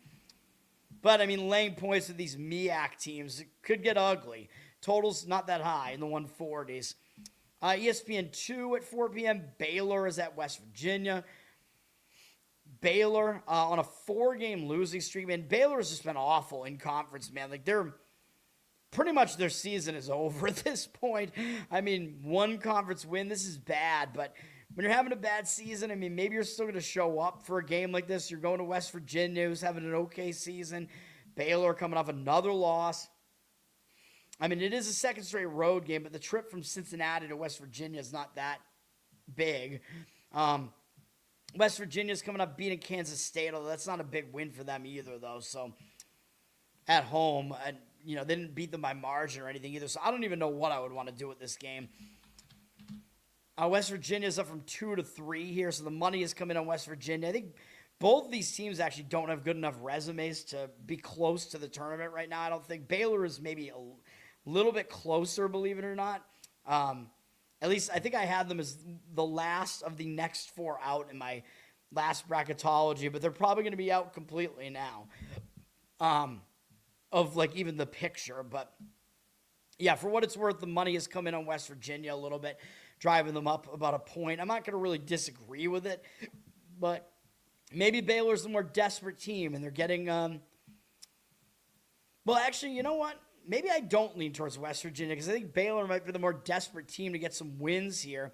And the fact that West Virginia is only like a 2.5, 3-point favorite, the odds makers are actually telling you Baylor is actually the better team power ratings-wise, believe it or not, which is ridiculous. It almost looks too easy to play West Virginia. So you know what? I think maybe I do actually lean towards Baylor in that one, but I want nothing to do with it, really. All right. Arkansas Pine Bluff, I did notice that they're coming off a big upset, believe it or not, at Southern. Southern is one of the better teams in the SWAC conference. That was a 9.5-point upset from Pine Bluff. Now they're on the road again, going to play the Mississippi Valley State Delta Devils, man. The worst team in Division I, and it's not even close. But maybe the Delta Devils will cover a game here. They just lost to Southern as well. They're still looking for their first win that's not against the Mississippi College for Women. But, I mean, do we really want to play this? Dude, we don't even know, like, how bad Mississippi Valley State even really is because they're the worst team in Division I, and we don't even know what that gap really is. I mean, where are they here? Or is it MS Valley or something? Come on. I hate pregame. There it is. Miss Valley State. Sounds like a beauty pageant. It's here she is, Miss Valley State. I would lean towards taking the points, though, as ugly as that is with Mississippi Valley. I don't think Arkansas Pine Bluff is really that good, and they're coming off a big upset win. So those are my thoughts on that. It's stupid, but there you go. ACC Network at 4 p.m. Cal is at Miami. Now, Cal is already in Florida. They just lost at Florida State, which is a fairly ugly loss. But they were having to adjust to going out to the Eastern time zone. That's not that easy to do.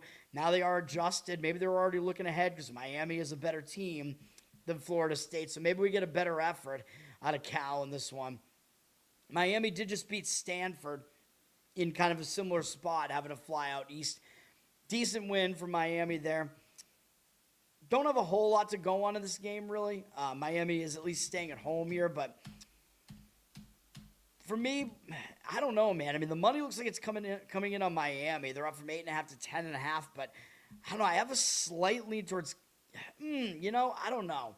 Because if it becomes more of a numbers play here, if you think both teams are going to show up, I don't know, though, because maybe Miami be feeling a little bit high off of beating Stanford because they're okay, at least. And Cal coming off an ugly loss. I think I do kind of have to lean towards Cal situationally, but the fact that this is a 10.5-point number, and people are going to look at this and probably think that's too high based off of what the team's records look like. Like, the overall records are not that far off, so that line almost does look too high. So, yeah, it's a fairly difficult handicap in that one. Obviously, that's going to be nowhere near my card. All right. What are the games that I want to talk about here? All right. Well, we do have another. Actually, hang on. Let me see. I want to make sure that I hit all the leans that I have here at the very least. Okay. Yeah. And then hit my plays. I gave out 3 plays. I have 4 left. The next one is coming up right now. And then I still have 4 more leans, I guess, that I haven't talked about as well that are on my almost list. All right, let's go. Let's do it. Next best bet. This one is a sandwich spot, and we're going back to our buddies that treated us well, I think, the one other time we played them this year. In the Pyramid, Long Beach State. We're going plus the points here with them. I think it's about 7.5 here. We're fading Hawaii, and I know the last time I tried to fade Hawaii on the mainland and take an underdog, it didn't work out well with UC Riverside, but we're going to do it here because I think Hawaii is in a really bad spot here. Hawaii, they flew back out to the mainland, and they did a huge game against UC Irvine, and that game basically it was sort of to determine who's atop the Big West. I mean, it was, and Hawaii took the loss in that game in overtime. Even though it looks crazy because they lost by 11, but this was an overtime game, man. It was a huge game. It was a big game for both teams. I think UC Irvine was like a 2-point favorite. Yeah, 1.5, whatever. It was a close game, huge game. And now Hawaii's coming off of that and having to play Long Beach. I don't love it for them, man. They haven't played Long Beach yet this year, so there's no second meeting. But I do think it's also a sandwich because Hawaii is then going to have to travel back to the islands.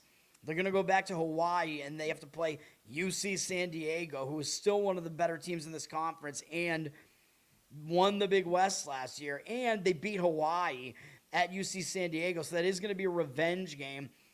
And UC Irvine actually just got revenge on Hawaii, so interestingly. But, yeah, I think it's a sandwich spot. That was a huge game against UC Irvine for top place in the conference. UC San Diego on deck, which is a revenge game against one of the better teams in the conference. I don't see them having full focus against Long Beach here, who's not having a great season. Long Beach coming off 3 straight losses, although 2 of them were on the road. They just lost pretty ugly at Riverside. I think that was a bad spot. As I mentioned that game on my show. I liked Riverside in that one, even though they let me down against Hawaii. Riverside did. But Long Beach, I mean, look at what they did. They played UC Santa Barbara really close the game before that, and with Hawaii and UC San Diego on deck, that was a pretty clear sandwich spot, and they'd already beaten UC Riverside. I don't know why I left that off my card. Riverside got an easy win in that one, but we could see why. Long Beach was in a really bad spot. Now they're back at home.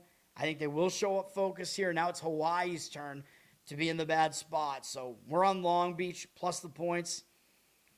Don't think I have anything. Oh, well, yeah, we do have Ken Palm, I guess. We gotta consult Ken Palm for all these plays here, man. Hawaii, I think both teams are actually a little bit unlucky here. Hawaii, they're not very good offensively, man, so they're not really a team that's equipped to, like, beat these large point spreads on the road. They're outside of the top 200 offensively, but they're very good defensively, 27th, and they also play fast, oddly enough. Long Beach is a bit more of a mid-tempo team, so they might slow the game down quite a bit here, and they're lower in the luck index, I believe, than Hawaii is. Actually, no, they're pretty close. No. Long Beach is slightly above them, but whatever. The luck is, they're both in the bottom, like, third of luck, so it doesn't really matter. But Long Beach might slow this game down to try to throw Hawaii out of their element because Long Beach is more of a mid-tempo team. And, yes, I know Long Beach is very, very bad defensively, but offensively they're almost as good as Hawaii. Hawaii's just that imbalanced. But again, a defense-oriented team that doesn't score that much in a terrible spot, laying points on the road, yeah, we got to do it. Long Beach is the play. The total's not that high in the 140s, so taking the points seems a little bit better in a game like that too. That's our lucky 7. Yeah, I don't want to tie myself to having 7 plays every single time, though, because usually it depends, man. I mean, I've had 6 before, I've had 8 before, I've had 9, whatever the case may be. All right.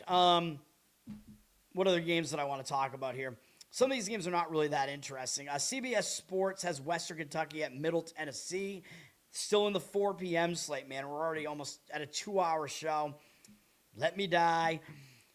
Western Kentucky are playing a 3rd road game in a row, which is not easy. They just played pretty close as like a 6-point underdog at Kennesaw. So they're coming off of that. That was a fairly big game. Now they got to go to Middle Tennessee here. Now, Middle Tennessee just had a big game against Liberty, but they fell way short at home, man. I thought Middle Tennessee had a decent shot in that game, and yeah, that didn't happen. They didn't play particularly well in this game. Game was pretty much over for most of the game. So I think the spot might be better for Middle Tennessee in this one, man. And I still think they're a lot better than their record looks. At least the odds makers are going to tell you that. The power ratings guys will tell you that. Western Kentucky with all these road games coming off a close call as an underdog. I think the spot does set up better here. I don't think it's a second meeting or anything, but I'm just making sure.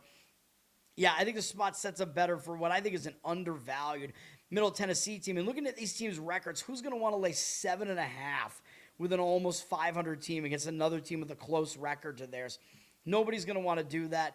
I know the total's low. Middle Tennessee does play some ugly, ugly games, so it's not on my card or anything like that, but I do lean to Middle Tennessee in this one.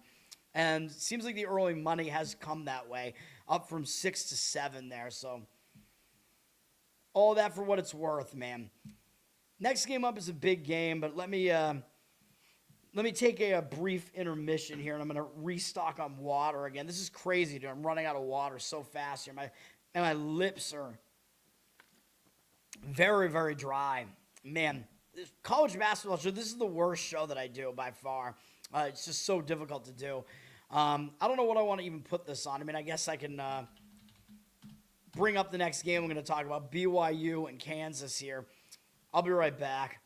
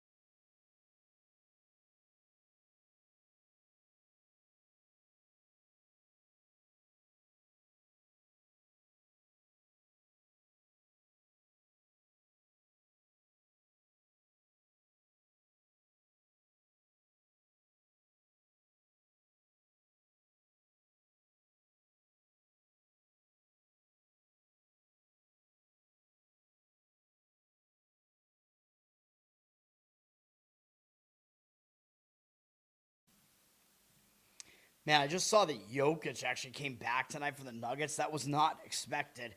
I don't know. So, interesting. I guess that made it a reverse injured player spot, but I think they might have covered anyway. So, it's a good thing I didn't know about it. All right, BYU and Kansas. ESPN gets this one at 4:30 p.m. Eastern. It's a big game, obviously. Number 13 ranked BYU. Number 14 ranked Kansas. BYU, they're coming off that really tough game against Arizona, where BYU made a huge rally late to try to win that game, and they fell just short. So I think the spot is worse for BYU here. Now they got to go out on the road. They got to play another step-up game here against Kansas. Kansas is coming off winning in their rivalry game against Kansas State, but man, Kansas State is down this year. So Kansas, they're staying in the state of Kansas here. Got to think they will show up for this. So I like Kansas in this one. BYU, I mean, obviously they'll show up, but I think it's going to be difficult for them coming off that huge Arizona game. So Kansas is my preferred side here. They're up from 3.5 to 4.5, so the initial move there seems to agree with me there. I would lay it with Kansas if I was going to play it. USA Network at 4:30 p.m. Davidson at Richmond. A10 action here. Davidson coming off a couple of close calls-ish against VCU and George Mason. Big games, and they got St. Louis on deck. You know, looks like a sandwich spot here. I don't believe these teams have played yet this year. I think they might only play once. Oh, no, they play again February 18th. My mistake. But, yeah, this does look like a little bit of a sandwich spot here, depending on how close Davidson really was to George Mason there. I think it wasn't that close towards the end, but still, when you just played VCU and pretty close, then George Mason, and then you got St. Louis on deck, yeah, I think it's a difficult spot. But Richmond just went to VCU, and they played well, and that was a huge game for Richmond because these two teams are both in Richmond. VCU probably considered to be the bigger brother to Richmond in Richmond.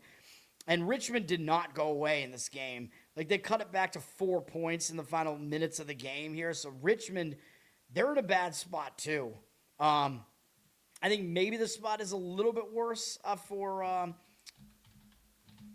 Davidson here, so I guess I probably lean towards Richmond. They have gone up a little bit from 2 to probably basically about 2.5 here, but yeah, I mean, both teams are in really bad spots, so I got to stay away from that.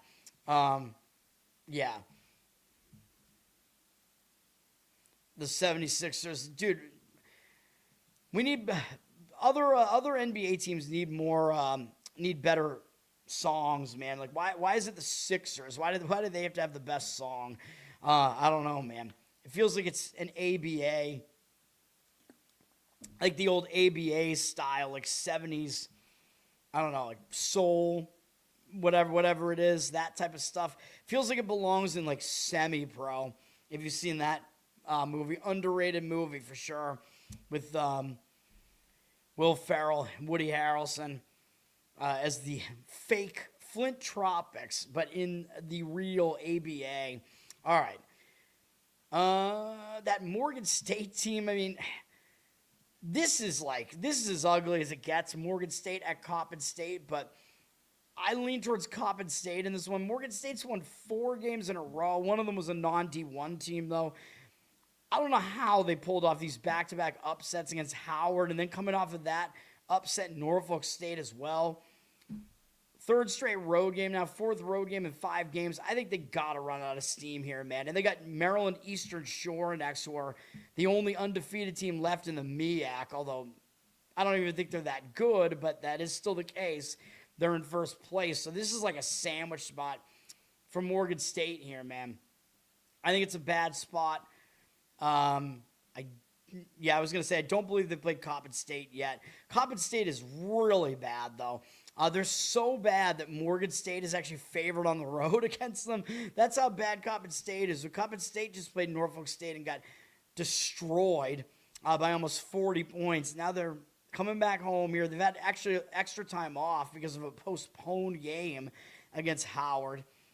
So extra time off might help break their losing momentum of 4 games here. So, yeah, I like Coppin State in this one, plus the points. You're getting 2.5 now. It's up from 2. Disagree with that initial line move there. I think it's a sandwich spot for Morgan State here, man. So I know how ugly that is. This is hilarious. We're looking at Coppin State is the 2nd worst team in Division I, according to Ken Baum. And We're a Morgan State at. Yeah, Morgan State's the 11th worst team. So that's what we're looking at here. But Morgan State is high up in his luck index, so they're actually even worse than they look. Coppin State is not quite as high. Yeah, probably the ugliest game on the board, but that is my opinion. I would lean towards Coppin State in that one. And I considered making that a play. I mean, man. Yeah.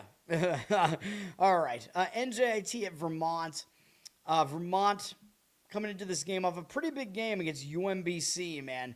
UMBC really the only threat at all to Vermont in the American East here, so maybe could set them up for a little bit of a letdown here, although NJIT is still right behind them. Although NJIT, they're really not as good as their record looks, and that's kind of the problem I have here. NJIT also a third straight road game, which isn't that easy, although you got to think they will show up for a game against Vermont, who is pretty much the dominant team in this conference every single year, except for last year. Vermont is a 13-point favorite, and they are for a reason. I mean, you're going to look at the standings and think that line's way too high. So that's kind of the worry I have, because I do think Vermont's in a letdown spot off of that win over UMBC, but maybe because NJIT is close to them in the standings, maybe Vermont will still show up.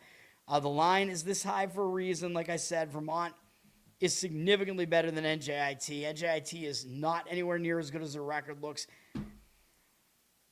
I guess I would have to lay the points, but I don't love it, man. Write a uke song for the Celtics? I don't know, man. I want like that 70s style, and the uke is just not that. It's not the right instrument. App State at Troy. App State is, of course, like I said, they're on a 3-game win streak, but they're coming off that win over Southern Miss, second straight road game. But really, this would just be, you'd be playing on Troy to bounce back from a bad loss to James Madison, where they should have won the game, obviously. They were a big favorite in the game. Didn't win, but the problem with that is that Troy might be hung over a little bit because they lost a 5-game win streak, and sometimes that will hang you over into the next game. They played Georgia State next. Georgia State is in 5th place in the conference right now, so they're up there. But I don't think Troy overlooks App State because App State's in 3rd in the conference. So I do think it is more of a bounce-back spot for Troy here. That's probably the way I would lean. Let me see. Troy hovering around 8.5, 8 with juice. So I don't know. Not really much movement on that one. Lean towards Troy, though. The Pogues, that would be like you'd need like a mandolin or something probably. I don't know. What else is I going to talk about? Eastern Kentucky at Central Arkansas. Central Arkansas, they just pulled off that upset of Queens. I don't know if I mentioned that or not. But yes, they pulled off an upset of Queens. That was a pretty big upset for them. Now they get Eastern Kentucky. I don't believe these teams have played yet this year. No, they did, actually. Central Arkansas lost at Eastern Kentucky. So, yeah, it is a little bit of a revenge spot for Central Arkansas, but I think it could be a letdown spot off of beating Queens, who I believe was undefeated in the conference until then. Or no, they have 2 losses now in conference. My mistake, but whatever. Still a big win over Queens. Eastern Kentucky, they might overlook Central Arkansas, though, because they did already beat Central Arkansas. They're coming off a game against Austin Peay. Although this game wasn't exactly that close. Although they did make it close in the last, I don't know, they cut it to 15, or to 15. They cut it to 5. Dude, I need sleep. I'm so out of it now. They cut it to 5, but it was way too late, so I don't know, man. It's a difficult handicap. I think the biggest part of the handicap is Central Arkansas is in a letdown spot. So I lean to Eastern Kentucky in that one. Central Arkansas is up from 6.5 to 7. But I would probably take the points in that one. But again, I'm just going through my thought process here and whatever. These games are not strong opinions or anything. All right. We got Indiana at UCLA. This is an interesting one on Peacock at 5 p.m. Big Ten action. My first instinct was, well, Indiana's in a bad spot because they just beat Purdue. That's a huge win. Not only is it against Purdue, who I actually think is underranked right now. Purdue is one of the top teams in the country. It's one of the top teams in the conference, but they're also basically the big brother to Indiana at this point in the state of Indiana. So Indiana, they're going to get up for a game against Purdue for a whole bunch of reasons. That was a huge win for them. Now they're going to go play on the Pacific Coast. They got to cross time zones, and I guess luckily for Indiana, it's not a really late game. It's at 5 p.m., so they don't have to worry about their biological clock too much. But still, having to travel out there, third road game in 4 games, in a potential letdown spot, it's not a good spot for Indiana. UCLA just got an easy win over Oregon. They really only have this Indiana game to focus on, man. So, yeah, I like UCLA in this one. There's not a whole lot else to it. UCLA is up from 3 to 3.5 here. That's what I would do. I would lay the points with UCLA if I was going to play it. It's not on my card. I don't even think I have it on my extra leans here. I don't know what I was doing. But yeah, I don't know. It's not on my card, but it is, I think, a letdown spot for Indiana. I think when I looked at I think it was the KenPom rankings that kind of threw it off here. Yeah, because Indiana, he actually has the better team over UCLA, but I know the line has to factor in the situation. And if it factors in the situation too much, maybe you can't really play it. UCLA should slow this game down a bit, although Indiana likes to play slow as well. Yeah, I mean, UCLA is a slightly better defense. Indiana's the much better offense. I don't know. There's not a whole lot else to see here. Indiana's slightly less lucky than UCLA. I don't know. I think when I dove into this, I think KenPom only had UCLA winning the game by like maybe 2 points or something because he has Indiana as the better team there. So I do worry about that a little bit. But situationally, yeah, I like UCLA in that game. I would like it better if UCLA didn't play well in Oregon in that last game, though. But yes, I think it is a pretty major letdown spot that Indiana's in there. Although Indiana was not a huge underdog against Purdue, but obviously that is a huge win over Purdue. All right, as I clean my glasses here. I hope that these leans don't hit while my actual plays. I hope that if these leans hit and then my actual plays don't, I'm gonna be pretty unhappy about it. Montana State and Portland State is a good game in the Big Sky. Montana State just lost to Sacramento State. That was an ugly loss. Not a good team, Sacramento State. And Montana State had won 4 games in a row prior to that, and maybe they were looking ahead to Portland State. I don't know. But this is going to be a big game for them. It could be a hangover because they lost a win streak there, but I think the reason they lost that game was because they were looking ahead. I think they will show up for this game against Portland State. Portland State's still sitting atop the conference with only 1 loss here, but that was, you want to talk about losing a win streak. Yeah, Portland State just did. They just lost a 7-game win streak. That was their first conference loss in a big game to Montana. And again, sometimes a loss like that could definitely hang you over, the first conference loss. So I think the hangover spot is definitely worse for Portland State here. So I like Montana State in this one, even though, yes, we know that Montana State has been one of the better teams in this conference recently. Both teams should get up for it, but I would take the points if I was going to play it. Portland State up from 3.5 to 4 here, but yeah, I think it's take the points or leave it alone in that one. New Mexico State at Kennesaw State. New Mexico State, I don't know what keeps happening to this New Mexico State team, man. They're one of the most underrated teams, one of the most unlucky teams probably in the country. It seems like they just keep getting fouls called against them, man. Like, they have the highest opponent rate of attempted free throws in the entire nation, I think. Like, the most free throws have been attempted against New Mexico State. It's insane how lopsided that is. They just lost again as big favorites to Delaware, who's not good at all this year. So now New Mexico State's coming off losing as a 13.5-point favorite.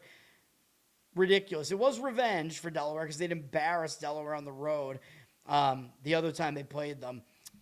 But I think New Mexico State's going to show up for this game against Kennesaw after a horrible performance like that. I expect them to show up, and they're way under the radar right now. For Kennesaw, yeah, they just had that win over Western Kentucky. That was a close call, though. So they're probably not going to overlook New Mexico State. So that is the problem. But if we look at the line here, Kennesaw is only a 2-point favorite here. So the odds makers are telling you New Mexico State's actually the better team, even though they have the worst record. So I think if the public looks at this, they're not going to want New Mexico State. But like I said, New Mexico State is an extremely unlucky team. Let me see what Ken Baum has to say about that. He has them as the 4th unluckiest team in the country.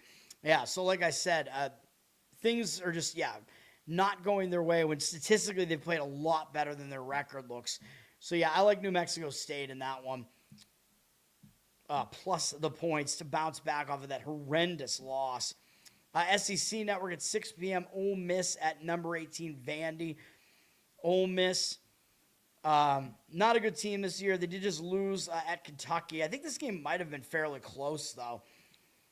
Yeah, Ole Miss was really hanging in there against Kentucky, man. So that was a big game for Ole Miss. They were big underdogs in this game, 11.5-point underdogs. So Ole Miss is coming off a really big game against Kentucky, and now they have to try to turn around, play another road game here, a 4th road game in 5 games. I know you're going to get up for a game against Vandy, but I just don't know what Ole Miss is going to have left in the tank after that, man. Vandy coming off an easy win over Kentucky, though. I mean, it was a win that was such a blowout, though, that they might be feeling a little bit too high on themselves off that win. So I worry about that a little bit. But I do think the spot's a little bit worse for Ole Miss because they are having to play again after that big performance. So I probably lean Vandy here, but the line has moved in the opposite direction, down from 13 to 11.5, excuse me. So the line movement seems to disagree with me on that one. So again, I guess do with this information what you want to. Holy crap, we're already over 2 hours, man. At least I started this a little bit earlier. We're not going to go to 3 a.m. this time. I was really in a weird state last week where I couldn't sleep. Bradley at Drake on CBS Sports Network. This is the rematch of last year's Missouri Valley. Why do I keep saying mountain? Because of the Mountain West. Missouri Valley. This is the rematch of the Missouri Valley final from last year, which Drake won. So it should be a pretty big revenge spot for Bradley. Although, of course, Drake is a completely different team this year because those guys, the coach and took some of his players, they all went to Iowa. So that's what's going on there. This game is at 6 p.m. on CBS Sports. Bradley coming into this game off of losing at home to Illinois Chicago. Kind of an ugly loss. Bradley probably favored in that game, even though Illinois Chicago's been all right this year. But maybe they were even looking ahead. I don't know. But this isn't really that much of a revenge spot anymore, though, because my mistake, Bradley already got that revenge. They crushed Drake at home earlier this year. So it's actually revenge for Drake now. But Bradley is coming off that ugly loss to Illinois Chicago. So they might show up in this game as well. Drake coming off a pretty ugly game against Evansville, though. But Drake has Belmont on deck, so that is a pretty big look ahead, man. But I don't think they're going to overlook Bradley because Bradley stomped them earlier this year. So I do think Drake will actually show up here. So there's a lot going on in this game. Not a game that I like the handicap, really. Drake down from 2-1 here. So the line has moved against Drake, but I don't know. I kind of lean towards Drake in the revenge for getting totally embarrassed earlier in the season. Even though they do have a look ahead to Belmont, I know. Both teams seem like they're kind of in bounce-back spots of not performing well in the last game. So it's a tough handicap. It looks like the market movement is kind of against me in that one. ESPN2 has Oklahoma State at Utah, Big 12 game. And for this game, I mean, Utah, even though they're 9-11 and they have one conference win, they're favored against 14-6 Oklahoma State. Although Oklahoma State only has 2 conference wins. So what this is telling you is that Oklahoma State is not that much better than Utah, but the public's probably going to see that line and think it looks so easy to take Oklahoma State. Like, how could Oklahoma State be an underdog with a record like that, right? Well, I've been saying it all year. Oklahoma State played a really easy out-of-conference schedule, so they're not really that good. So that has me looking towards Utah in this game, just based on the number and whatever. Oklahoma State's coming off a game against Iowa State. It was a big game, although it wasn't a game that was really that close. But they do also have BYU and Arizona coming up on deck. So they could definitely overlook this Utah team. It's just not having a good season at all. Utah is coming off Holy War Part 2 against BYU, but the game wasn't that close at BYU. So now back at home, or they did win their last game against TCU, but Utah, that's their only conference win, but at least they're better at home, I guess. The home advantage, I mean, obviously home advantage is decently strong in college basketball for most of the big conference teams. Utah did drop from -1.5 to 1, but I would only lean towards Utah in this one. I mean, the line just looks so ridiculous, and I think the spot is a little bit better for them with Oklahoma State being in a look ahead. Yep, hate the Drake. All right. Where are we? ACC Network, 6 p.m., Stanford at Florida State. Stanford already out on the East Coast now. They just played a pretty tough game at Miami, so this looks like a little bit of a difficult spot here. They got to play Florida State, who's not very good, and then Stanford, when they come back home, they play Clemson. So could be a little bit of a sandwich spot here, even though the game against Miami wasn't that close. Florida State, they just beat Cal, but Florida State was actually the favorite in that game, believe it or not. Cal and Stanford not as good as their records look, so the spot to me looks cleaner for Florida State here. I think that is the side I would look towards. Also, people are going to see Florida State's a favorite, just like they were against Cal, and think that looks ridiculous because look at the team's records. Like Stanford has a way better record. Like, how could Florida State be a favorite here, right? Well, the odds makers are telling you there's not that much of a difference between these two teams, power rating wise, and again, yeah, I think Stanford in the worst spot here. I would lay it with Florida State if I was going to play it. They're a 2.5-point favorite. Not a whole lot of movement on that. Minneapolis or Flint, Michigan. An Islamic college has to face off against a Christian school. That would be a holy war. I mean, there are already Islamic colleges. They're just not in Division I, probably. I don't know. I have no idea, but I don't even want to see that happen. I don't want to see the day. Notre Dame at Syracuse, CW Network, Dearborn. Yeah, that's a shitty place. And I don't think there's any D1 college in Dearborn. Notre Dame at Syracuse. Oh, best bet. Yeah.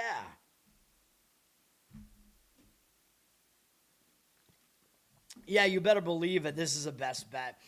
This is, I think this is the only, no, I have two favorites. This is one of the two favorites that I have, and this is the other mega big conference sandwich spot. We're going to lay the points with Syracuse in this game. This is a horrible spot for Notre Dame. Syracuse is about 4.5. Let me see. They're up to 5 now. Hopefully you can get 4.5 or 5 on this. Notre Dame, they just had a huge game against Virginia, and they probably should have won this game. Notre Dame had the lead throughout a lot of this game. I mean, look at this game. They were dominating the game. They had the lead throughout the entire first half, almost all of regulation. Lost the lead, got it back, then blew it again at the end, and then they wound up going to double overtime where they finally wound up losing by 3 to Virginia. That was a monster game, and it was only a few days ago. And now Notre Dame coming off of that game, they got to go up to Syracuse, who just hasn't been playing that well. And then they got to turn around in a few days and play Louisville next after that. So it's a huge sandwich spot, man. I don't believe they played Louisville yet this year, but yeah. Huge sandwich spot, man. A ranked sandwich here. Having to go up to the Carrier Dome, whatever. I don't think it's a great time. It's not going to be a great time for Notre Dame in this one, man. Syracuse, they're coming off a 20-point loss on the road to NC State. They've lost 4 games in a row. When they were back at home, they lost the last couple of home games, but only by 2 to Virginia Tech and can't do math, 9 to Miami. But those teams are all right. Better than Notre Dame is, so I expect a bounce back from Syracuse here. I know they do have North Carolina up next. There's a little bit of a concern about a look ahead, but when you've lost 4 games in a row and you're back home and you lost by 20 in your last game, I don't think you're overlooking anybody, man. And this spot is just horrendous for Notre Dame here. So Syracuse is the play. Ken Bum has these teams really close power ratings-wise. Syracuse 2 ranking spots higher. I think he has this line only at around 3 or 4, but we're still doing it because the spot is just so ridiculous. These teams are actually really similar. Syracuse might try to speed the game up a little bit more. Both teams are unlucky, according to Ken Bum. They're both better defensively than offensively, and they're both pretty similar in that regard. But Syracuse might play a little bit faster and try to speed the game up a little bit, and hopefully they do and get us the cover there. But, yeah, Notre Dame, horrible, horrible spot. Sandwich spot. All right, UMass hosting Eastern Michigan here. Obviously, the first thing that I remember about this is that UMass just almost beat Miami, Ohio as big underdogs. That would have been a huge win from UMass there. They almost pulled off the upset. Now after that, they got to play Eastern Michigan back at home. Looks like it should be a bit of a hangover spot for UMass, although they did already lose at Eastern Michigan, so maybe there is one reason why they might still show up for this game, because that was an ugly loss at Eastern Michigan. But again, I think you're going to be asking UMass to cover as a favorite here, and they're coming off that big game as an underdog, so I don't like how it sets up for UMass.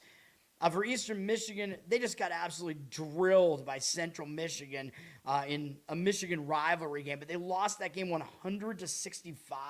I mean, come on, man.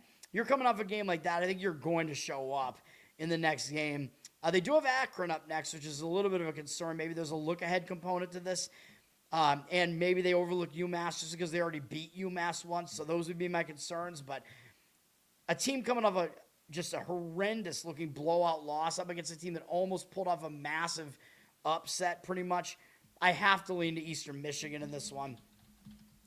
UMass is sitting at around 7.5. It's gone up a little bit to 7.5 with juice, but this is one of my stronger leans. The only way I could play that is Eastern Michigan. Justin, what's up, man? Which, the Goy Slob, yeah, those P4 teams. Well, I'm on one of them in that Syracuse and Notre Dame game in the worst big conference teams there. Rating sandwiches around New England. Yeah, it's true. We could call it, Toad Sandwich Spot. That's a good name for it. Yeah, dude, there are a lot of good sandwiches around. As I've talked about, the main sandwich, although people don't even really know about it, is the North Shore roast beef sandwich. Is kind of the New England sandwich, I think, if there is any. It's a very good sandwich when it's done right, and a lot of the places do it right. Not Kelly's. They've gone way downhill. They were the originators, supposedly, at least, but they sold out and whatever. They've just gone big, corporate, whatever. Lack of quality now. I've talked about it on the show before, but yeah, the North Shore roast beef three-way is an excellent sandwich. It's you want it to be on like a thick, like sort of onion roll. It's got to be an onion roll. That's the classic way to do it. And then it's thinly sliced rare roast beef, so it's pink and warm. And then it's got American cheese on it. James River barbecue sauce. That's the specific barbecue that's a little bit tangy, a little bit sweet, not too much of either. That's from this area as well. And then it has mayo on it too. That's a three-way. Very, very good sandwich. And you want that cheese to kind of like melt on it a little bit. You want it to be like a warm sandwich. Portillos, I don't think that I have. I forget where they're located. I don't know. I probably should because I don't know. I'm Italian. Are they an Italian sandwich spot? Sandwich spot. I don't know. Dude, I got to get out of here, too. This is going to go 3 fucking hours. I can't deal with this shit.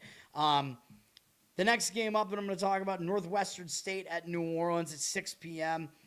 Oh, yeah, that's why I haven't had it. No, I stay away from Chicago, man. I don't want to get shot.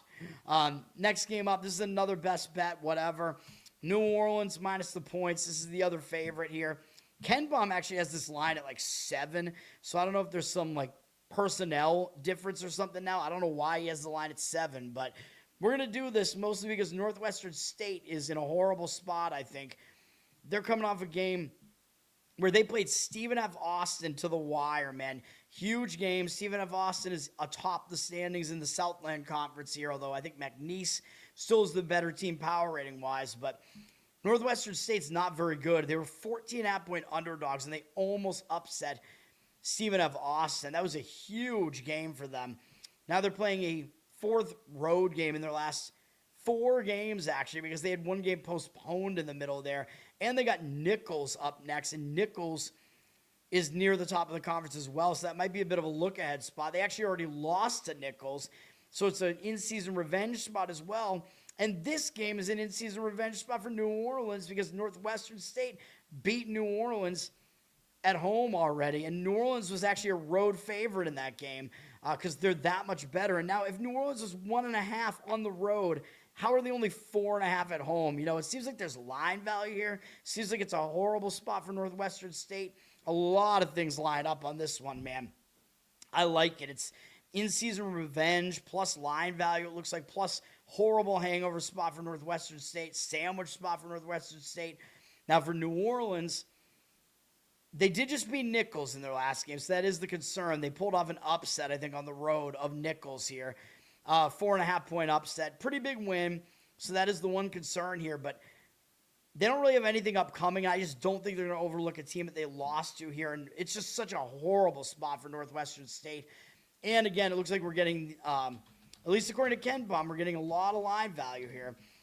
Again, maybe there is some injury or something, but he's got Northwestern State outside of the top 300 on defense. They don't play defense, which is good when we're laying points against them. It means New Orleans should be able to score.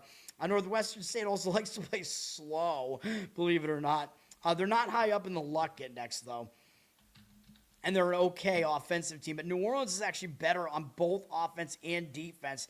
And Ken Baum has them like 80 ranking spots higher, I think is what that was. So, or no, 70 or so. So I don't know what we have going on with this line, why it's this short. Maybe there's an injury or something. But I don't even know if that would even cause the line to be like this. Yeah, New Orleans is a little bit higher in the luck index, but they play faster. They should speed the game up a little bit. They're better on both offense and defense. If they're able to speed the game up, it should make it more likely that they're going to be able to cover a spread like this. The line has gone up a little bit from 4 to 4.5. Totals in the 150s, so it's not a high total, but it's not a low total either. That is the play. New Orleans minus the points. All right. Kentucky at number 15, Arkansas, ESPN, 6:30 p.m. Eastern. This game, big game in the SEC. Now, I think both these teams, I think Kentucky, is still probably a little bit underrated. The fact that they're not ranked, and they're actually the way more balanced of these two teams, believe it or not. Kentucky is the better defense. So Kentucky is the better defense getting points here. Arkansas is like very lopsided towards offense. But they're going to try to speed it up here. Let me see. As far as Ken Baum shows us here, Arkansas very fast, not that good defensively. Kentucky more of a mid-tempo team, but I don't think the speed should really hurt them that much. I'm used to Kentucky being kind of a fast-paced team, but they might want to try to slow it down a little bit to frustrate Arkansas. Now, as far as the spot, Kentucky just got murdered by Vandy. 80 to 55, and yes, that did end a win streak, so they lost a 5-game win streak with that, but I think they're going to bounce back. I mean, they're not going to overlook Arkansas. That was a horrific loss. Like, they lost in such a blowout that you got to think they're going to fix a bunch of things, refocus. This Kentucky team has been very Jekyll and Hyde, I know, but they also kind of need this game more. Kentucky needs to pad their resume to make sure they even get into the tournament at this point, whereas Arkansas is almost definitively in already. Arkansas actually second in the SEC right now, believe it or not. Arkansas, they're coming off a close call themselves, though. Or a close call, not themselves, because Kentucky got blown out. But Arkansas did just almost lose at Oklahoma. And now they're coming back home off of a bit of a scare, although I don't know. It was Oklahoma's not good, but Arkansas was only a 2-point favorite in that one. So I don't know what we want to do with this game, really, man. Looking at the market read, Arkansas did go up from 6.5 to 7, although not really much of a move there, really, actually, because the 7 is listed as with plus money on it, so it wasn't really much of a move. I kind of lean towards the better defense with Kentucky getting points and the fact that they got blown out in their previous game and the fact that they probably, they just should be a little bit more motivated in this one, in my opinion, so I would lean towards Kentucky, but I don't have a strong opinion on that. USA Network has George Mason and St. Bonaventure, another A-10 matchup. And I don't think St. Bonaventure is as bad as their record looks, man. People are going to look at this and think that there's a huge gap between these two teams. George Mason, 1 loss in conference, 2 losses on the season. St. Bonaventure, 6 conference losses and 8 losses on the season. Yet St. Bonaventure is favored in this game. Well, why would that be, right? This line looks absolutely insane. Why would St. Bonaventure be favored? Well, again, the odds makers are telling you there's not that much of a disparity between these two teams. It's not women's basketball. So it just looks so easy to play George Mason. Oh, my God. The team with the way better record is getting all these points here. I think I would have to lean in the other direction. George Mason, it's not a horrible spot for them, though. They just beat Davidson. Fine. That'll probably just give them some momentum coming into this one. They got Duquesne up next. Not really a big deal either. So the spot isn't really anything here. St. Bonaventure just beat Duquesne on the road. I think they probably pulled off an upset in that one. Let me see. Yeah, they were 3.5-point underdogs in that one, so they did pull off a little bit of an upset there. But they're going to show up for a game against George Mason. But overall, just because the line looks so ridiculous in this one, like it looks so easy to take George Mason, I would have to lean towards Bonaventure in this one, but I don't have a situation to really bolster it for me here. St. Bonaventure up from a pick 'em to a 1-point favorite in that one.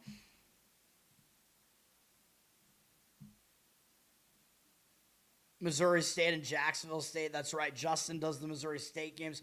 Where's that game at? Did I skip it or have I not found it yet? Where's that game at? I might have skipped it. Oh yeah, I skipped it. It's at 3 p.m. I don't know. Let me see. Jacksonville State. I don't know if Jacksonville State's as good as their record looks right now. I mean, they're up near the top of the conference, but I don't really know how good they really are. They're on a 3-game win streak. They did have a pretty good win against Middle Tennessee in the middle there. They're coming off a sweep of Florida International. Just beat them on the road. Now, they are having to go from Florida to Missouri, which might be a little bit of a weird travel spot, especially because I think Missouri State is new to this conference, if I'm not mistaken. So it's a little bit of a weird travel spot. Second straight road game for Jacksonville State. Missouri State here. They just took a loss to Sam Houston. Sam Houston's definitely better than they look. Missouri State's staying at home at least here. But the worry with Missouri State here is they got Liberty on deck. It's not for a week, but that could be a pretty major look ahead to Liberty here. I don't think these teams haven't played yet, right, this season. They might only play once. I don't even know. My apologies if I get that wrong, by the way. But, yeah, I would worry about Missouri State having a look ahead here. So I think there are some bad aspects to both, to the setup for both teams here. Missouri State's a 4-point favorite, though. So I think, the fact they're coming off a loss, they're at home. I mean, based on the team's records, it doesn't really look like one team should be favored by that much over the other. I guess I'll lean to Missouri State, but minus the points, but I have no strong opinion on that whatsoever. I barely have an opinion on it at all. Missouri State and FIU what do you mean they're travel partners? FIU was already in that conference. Let me see.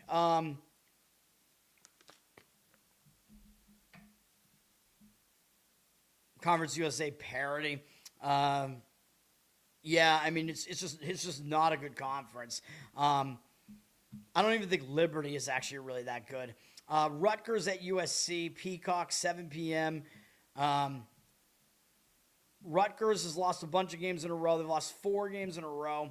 Now they're having to travel out to the West Coast, though. And this is a bad spot for Rutgers, though, because Rutgers, they just took Michigan State to overtime in their last game, even though they lost by 9.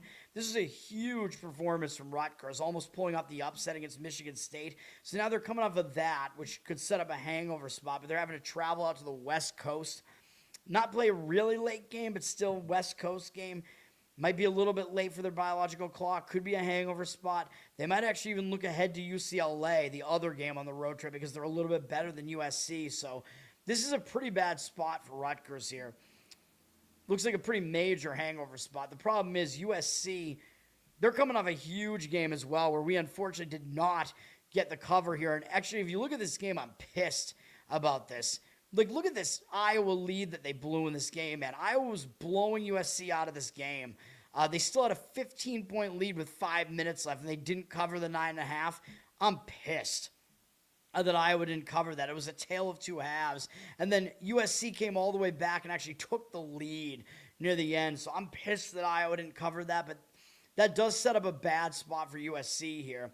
Now they are having to travel back home, although at least for them, they're used to playing on the Pacific Coast. But both these teams are in horrible spots, so I don't even know what I would do here. USC's got Indiana up next, so they're basically in a sandwich spot. But Rutgers coming off the game that they're coming off of. This game is just terrible, man. I think over would be the way I would lean in this game.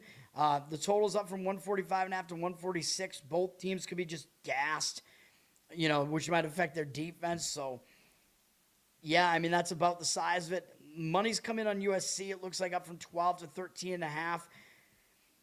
I guess just because of the unfamiliar travel spot, unfamiliarity of the venue, plus Rutgers coming off that close game where they almost beat a very ranked Michigan State team. It does probably set up Rutgers to be in a worse spot here, so I will, I guess, agree with laying it with USC, but no strong opinion there. Harvard is playing Yale. I know I haven't talked about any of the Ivies here. I think all the Ivy League teams are playing back-to-backs. I think they all played tonight, and they're all playing tomorrow, which actually happens quite a bit in college basketball down the stretch. This is a big game, but I think both teams are going to show up for it. Harvard is on the road, though, going from Brown to Yale, whereas Yale is staying at home. Yale is definitely the significantly better team, too. Yale just beat Dartmouth tonight. Harvard won on the road at Brown. No big deal for any of those games, but Yale's the way better team. Yale's staying at home. The spot probably is better for them. Don't see a line on this yet, but I'd probably be leaning towards Yale, but I just don't know what the line's going to be yet on this. Yale's going to be a pretty substantial favorite, I think, though. Missouri State and FIU are wild geographically. I don't understand what this means. UTEP and New Mexico State, those two teams being in the same conference makes sense, but these teams being spread all across the southern United States doesn't make any sense. Harvard, yeah. Harvard, yeah. All right. Last play of the day, last best bet, and then I got to talk about some of these other games. This fucking 3-hour show, man. Albany is my last play of the day. Let me make sure I didn't miss any. No, but I talked about Eastern Michigan. Yeah, so I only have one more lean to. So we're almost done here.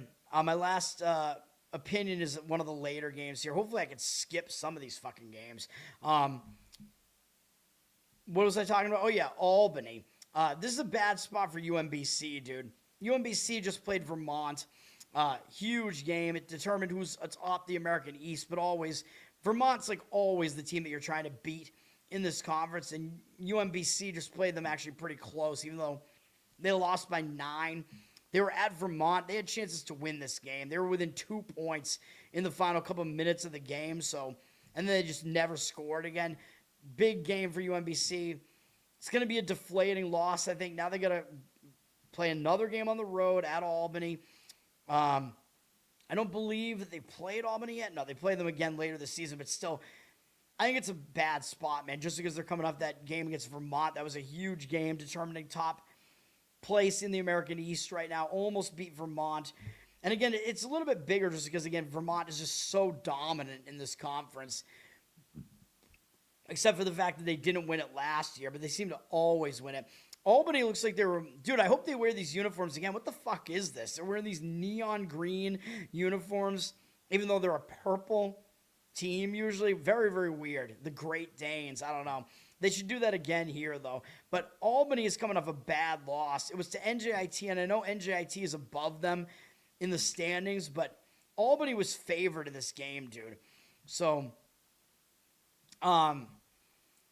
yeah, the fact that Albany was favored in this game and they lost, that would have me leaning towards Albany in this game. And I know I haven't looked at any of the... I know some of these games we're also looking at wild, kind of statistical anomalies in the previous games too. And I know just because I don't have time for all this, I just am not talking about it. But Albany was a 5.5-point favorite in this game and they lost. So I like how it sets up for Albany. When a team's a favorite and they lose badly, I think it sets up a lot better for them. They're staying at home. They're getting UMBC in what I think is a bit of a hangover spot here. And for Albany, they've been way better at home in conference. If you look at what they've done in conference, they beat Bryant, Binghamton. I know Binghamton's terrible. Bryant's way down this year, but they annihilated them. And they beat Vermont at home. So this Albany team has been good at home. That NJIT game was the first game that they lost on their home floor. So they've been difficult to beat at home. They're 3-1 at home. And for UMBC, they have not been very good on the road in conference. They lost at Bryant, beat Binghamton on the road, but Binghamton's awful. And then, of course, they lost to Vermont. And Vermont is good, but yeah. And then I thought there was another one. Maybe there wasn't another one. So yeah, they're 1-2 on the road, I guess, in conference. But still, they haven't played that many road games yet either, so whatever. I like Albany in the game. And also, if people are going to look at this, the line just looks wrong, right? Like, why would UMBC only be a 1.5-point favorite when they have a 12-8 record, 5-2 in conference?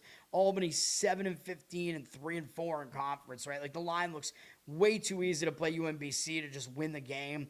We're not going to do that. We're going to take Albany plus the points, or if you get a better number on the money line, I think that's fine as well. In the battle of the dogs, the Retrievers against the Great Danes. Let's get it done, man. We're going to be on Albany there.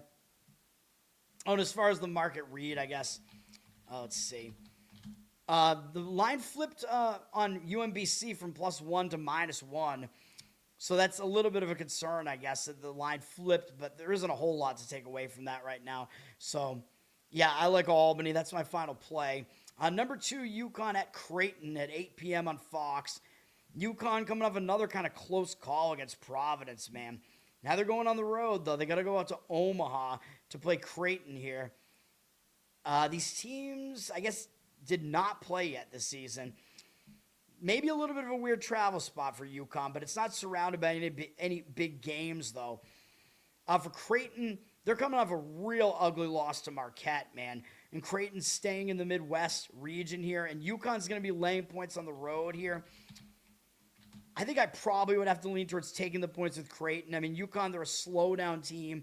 They're not the second-best team in the country. Ken Pom has them 13th.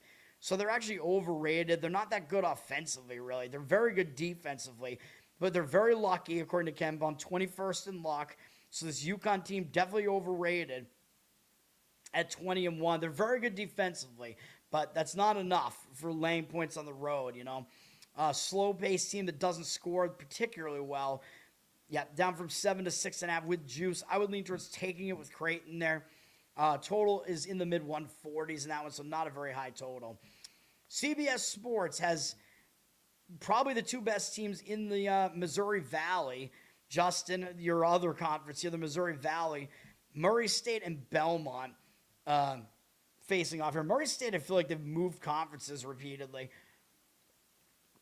Now, Murray State, these two teams I don't think have faced off yet this season. They're the best two teams in the conference, I believe. Murray State's on a 3-game losing streak, but they were kind of difficult games. I mean, at Drake, maybe not so much because Drake is not that good this year, but they took that loss, and I think they got maybe kind of hung over from that into the next game. But Northern Iowa was not as bad as they look. Murray State lost that game, but partially probably because it was a hangover because they hadn't lost in such a long time. Then they had to go to they had to come back home. And they played Illinois State, and they lost that game too. Illinois State is a pretty solid team as well in this conference, though. But that does mean Murray State's coming up some big games coming into this game against Belmont, even though this game is even bigger.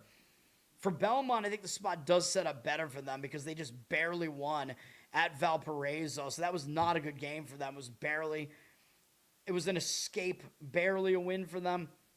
So I think the spot does set up better for Belmont here, and I think they're the better team. I think if people look at this, they're going to see the records being really close and whatever, and think that 4.5 might be a little bit too high on Belmont, but I don't think so. I would lay it with Belmont. It's down from 5 to 4.5, though, so the line looks like it has moved against them, but I think because Belmont's coming off a scare, and I think they are actually the better team, that is the way I would lean in that game. ESPN 2 at 8 p.m., South Florida at Temple. South Florida coming off a win over Tulane. Not a big deal there, but they're having to travel now from Tulane in Louisiana all the way up to Temple in the Philadelphia area. Maybe not that easy of a spot here for South Florida to have to travel like that. Temple's not as good as their record looks, though. Temple is staying at home, coming off a loss to Charlotte. Maybe they were looking ahead they should probably be focused on this one. Although Charlotte is actually atop the American Conference standings, believe it or not, which I don't think that's going to last. I think South Florida is better than they are, at least. Temple, I mean, I think they will show up, though, for a game against South Florida. Let's see what we have. What does the market look like? South Florida is a 7.5-point road favorite, though. So I don't know, man, because I think maybe the line does look a little bit high to be laying points like that on the road. I think Temple is nowhere near as good as their record looks. So from that respect, I think, yeah, maybe South Florida does kind of make sense, but the travel spot seems worse for them. So I go back and forth on it. It's a very difficult game. I really have no opinion on it. Maybe just still a slight lean towards taking the points with the home dog. But, I mean, we could consult Ken Baum, but I can't be here. I'm already going to be here until fucking 3 a.m. So, UAB at North Texas, 8 p.m. on ESPNU. There are just too many TV games, too, man. Maybe I should just skip some of these games. UAB is coming off playing UTSA, and they actually did not do well in this game. UAB was a pretty big favorite, 12.5-point favorites in this game, and they almost lost the game, actually, even though they won by 10. But if you look at what happened in this game, UTSA was in this game basically right until the end. They were in a tied game with a couple minutes to go, and then UTSA fell behind and then cut the lead all the way back to 4 late. So UAB did not play well in that game, so they might bounce back from that. They do have Memphis up next. I don't know if they're going to really overlook North Texas from Memphis, just because when they had an escape like that against UTSA, I think they will show up for a game here against North Texas. And Memphis just hasn't really been playing that well this year, although I think they won yesterday, which I got correct. North Texas coming off a loss to Tulsa, where they kind of got blown out at Tulsa. Now they're coming back home from that. Looking at what the line looks like in this game, North Texas is a 1-point favorite here. I think I probably slightly lean to UAB. They are the better team, and they should be in a very focused spot after almost losing as a big favorite. So that would be my opinion there. 8 p.m. on Big Ten Network, Washington at Northwestern. We're almost done. Washington coming off a pretty big game against Illinois where they hung in there, man. I think they were actually not covering at one point at the end. I thought they had a wire-to-wire, but I think they were actually down 14 at one point right near the end. They were not covering. And thankfully, they still got the cover because I think we were right about the game. It should have been an easier cover than it was at the end, but they did wind up cutting it back to 9.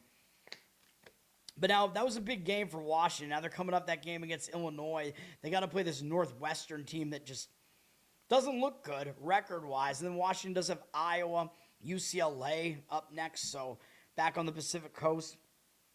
So this does look like kind of a sandwich spot for Washington here. For Northwestern, they just beat Penn State, whatever. Penn State's awful. Now, the worry about Northwestern is they got Illinois on deck, man, so that is the problem. That's a huge game. It's revenge already for Illinois beating them at Northwestern earlier this year. But those two teams, they don't like each other, man. They're both Chicago area rivals. They're geographic rivals. So the worry here is that Northwestern has a look-ahead spot here. But I do think the spot is worse for Washington. So I do lean to Northwestern. As I pointed out with Northwestern when we played them against USC, I think Northwestern is actually a little bit under the radar, man. Although I think in this case, both of these teams are, Washington and Northwestern. But according to Ken Baum, Northwestern's like a very unlucky team, I think, right now. It should be a lot better than their record looks. Northwestern's a 1.5-point favorite. They've gone up a little bit to 1.5 with juice for what that's worth. All right. UC San Diego at Cal State Northridge. UC San Diego has a few conference losses here, but I believe the first one, or no, it wasn't the first one, but they did lose at home to Cal State Northridge. So this might be a little bit of a revenge spot here for UC San Diego, man, for losing to them at home already. UC San Diego is coming off an ugly loss where they only scored 48 points at home against UC Santa Barbara. And I know UC Santa Barbara is pretty good in this conference, but that's an ugly loss when you scored that little on your home floor.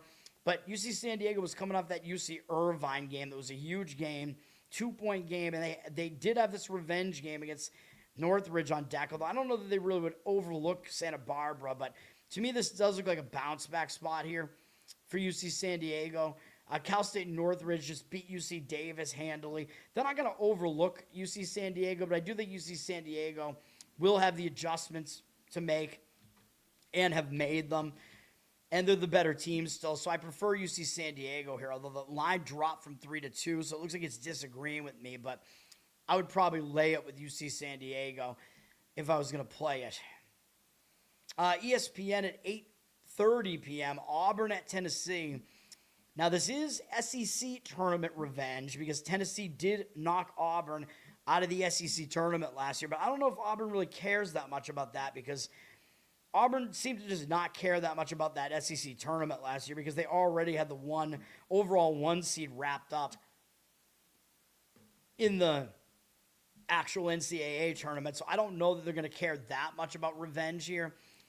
Now, looking at the spot, Auburn did just win and not cover against Texas. So in a way, you might say, well, they'll focus more on Tennessee here because of that. But they also have Alabama on deck, and that is a huge look-ahead spot, although it's not for a week. But Auburn, Alabama, it's a big Alabama rivalry. Those teams obviously hate each other, so that is a big look-ahead. For Tennessee, they're just not playing as well this season. Coming off a win over Georgia, it was a close win, but still, they're coming off pretty big games against Alabama, Georgia, got those 2 wins. I don't know. It's possible they don't really totally take Auburn serious. Although the last time Tennessee was at home, they lost as a favorite to Kentucky. So maybe they do want to redeem themselves for that reason. So I don't know what to do with this game. Tennessee did drop from 6 to 5.5, it looks like here. I've heard some professional opinions on the Tennessee side here. I just don't know if I agree. I think, maybe the revenge is a little bit of a factor here for Auburn. Maybe just the fact that they're playing Tennessee is a bit of a thing. I mean, I don't know. I think I would slightly lean towards taking the points with Auburn in that one, but I don't have a strong opinion on it at all. All right. What else do we have here?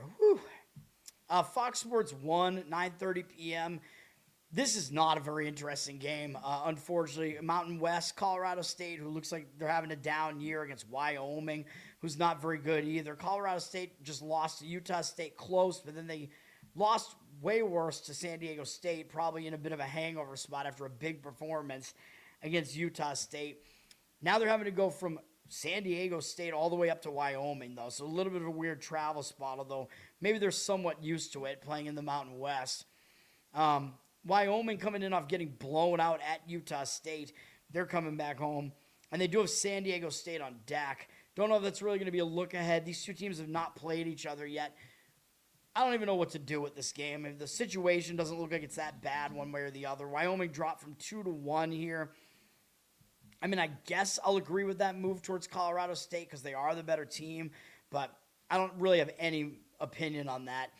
10 p.m., finally, we're in the very degenerate hours here to finish this off. CBS Sports, New Mexico at San Jose State in the Mountain West. San Jose State, one of the worst teams in the Mountain West. Their only win is against Air Force in the conference, so that's not good.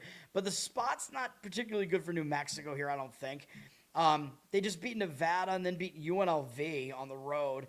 They're only an okay team, but they might just look right past San Jose State, who they already beat, by the way, by 23 points at New Mexico. So they just might really not pay attention to them. And they got Utah State, Boise, and Grand Canyon all up in a row on deck. So those are all bigger games. So looks like a bit of a look ahead here. So I think they could look right past the San Jose State team. San Jose State just took an embarrassing loss at home to Boise, losing by 31 points. I mean, nobody wants that. So I think you got to expect they'll at least come with a better effort this time and get New Mexico at least not in the greatest spot. New Mexico's up from 13 to 14, but I don't agree with that line move. I would take the points with San Jose State in this one. The total is in the high 140s, so it's not exactly a high total either. And then to finish the whole thing off, we have the huge game in the West Coast Conference at 10:30 p.m. Of course, it is the game. St. Mary's at number 6 Gonzaga. Gonzaga may be a little bit overranked as KenPom has them at 10th. They're only in the top 20 in both offense and defense, even though I think they're a very good team. They're very balanced this year. little bit, or very lucky, though, according to Ken Baum, at 15th in luck, and they do play too fast, in my opinion. But that's probably good for Gonzaga in this game because St. Mary's tries to play really slow. So this is, I mean, it's a classic matchup. These teams play each other multiple times every year. I think the home team has a pretty significant advantage in this matchup, and it has been the case in this conference this year. The home team, I think, has had the biggest advantage in this West Coast Conference out of all the conferences in basketball this year. But it's even more pronounced in this matchup because the pacing contrast is so drastic, with St. Mary's wanting to play really slow, Gonzaga wanting to go really fast. So Gonzaga will probably try to do that again. Now, this is going to be revenge for St. Mary's, I think, because I believe Gonzaga beat them, to win the conference last year. Gonzaga actually lost to St. Mary's in both regular season matchups, though, but then beat them in the conference final. So it is revenge for St. Mary's for that, though.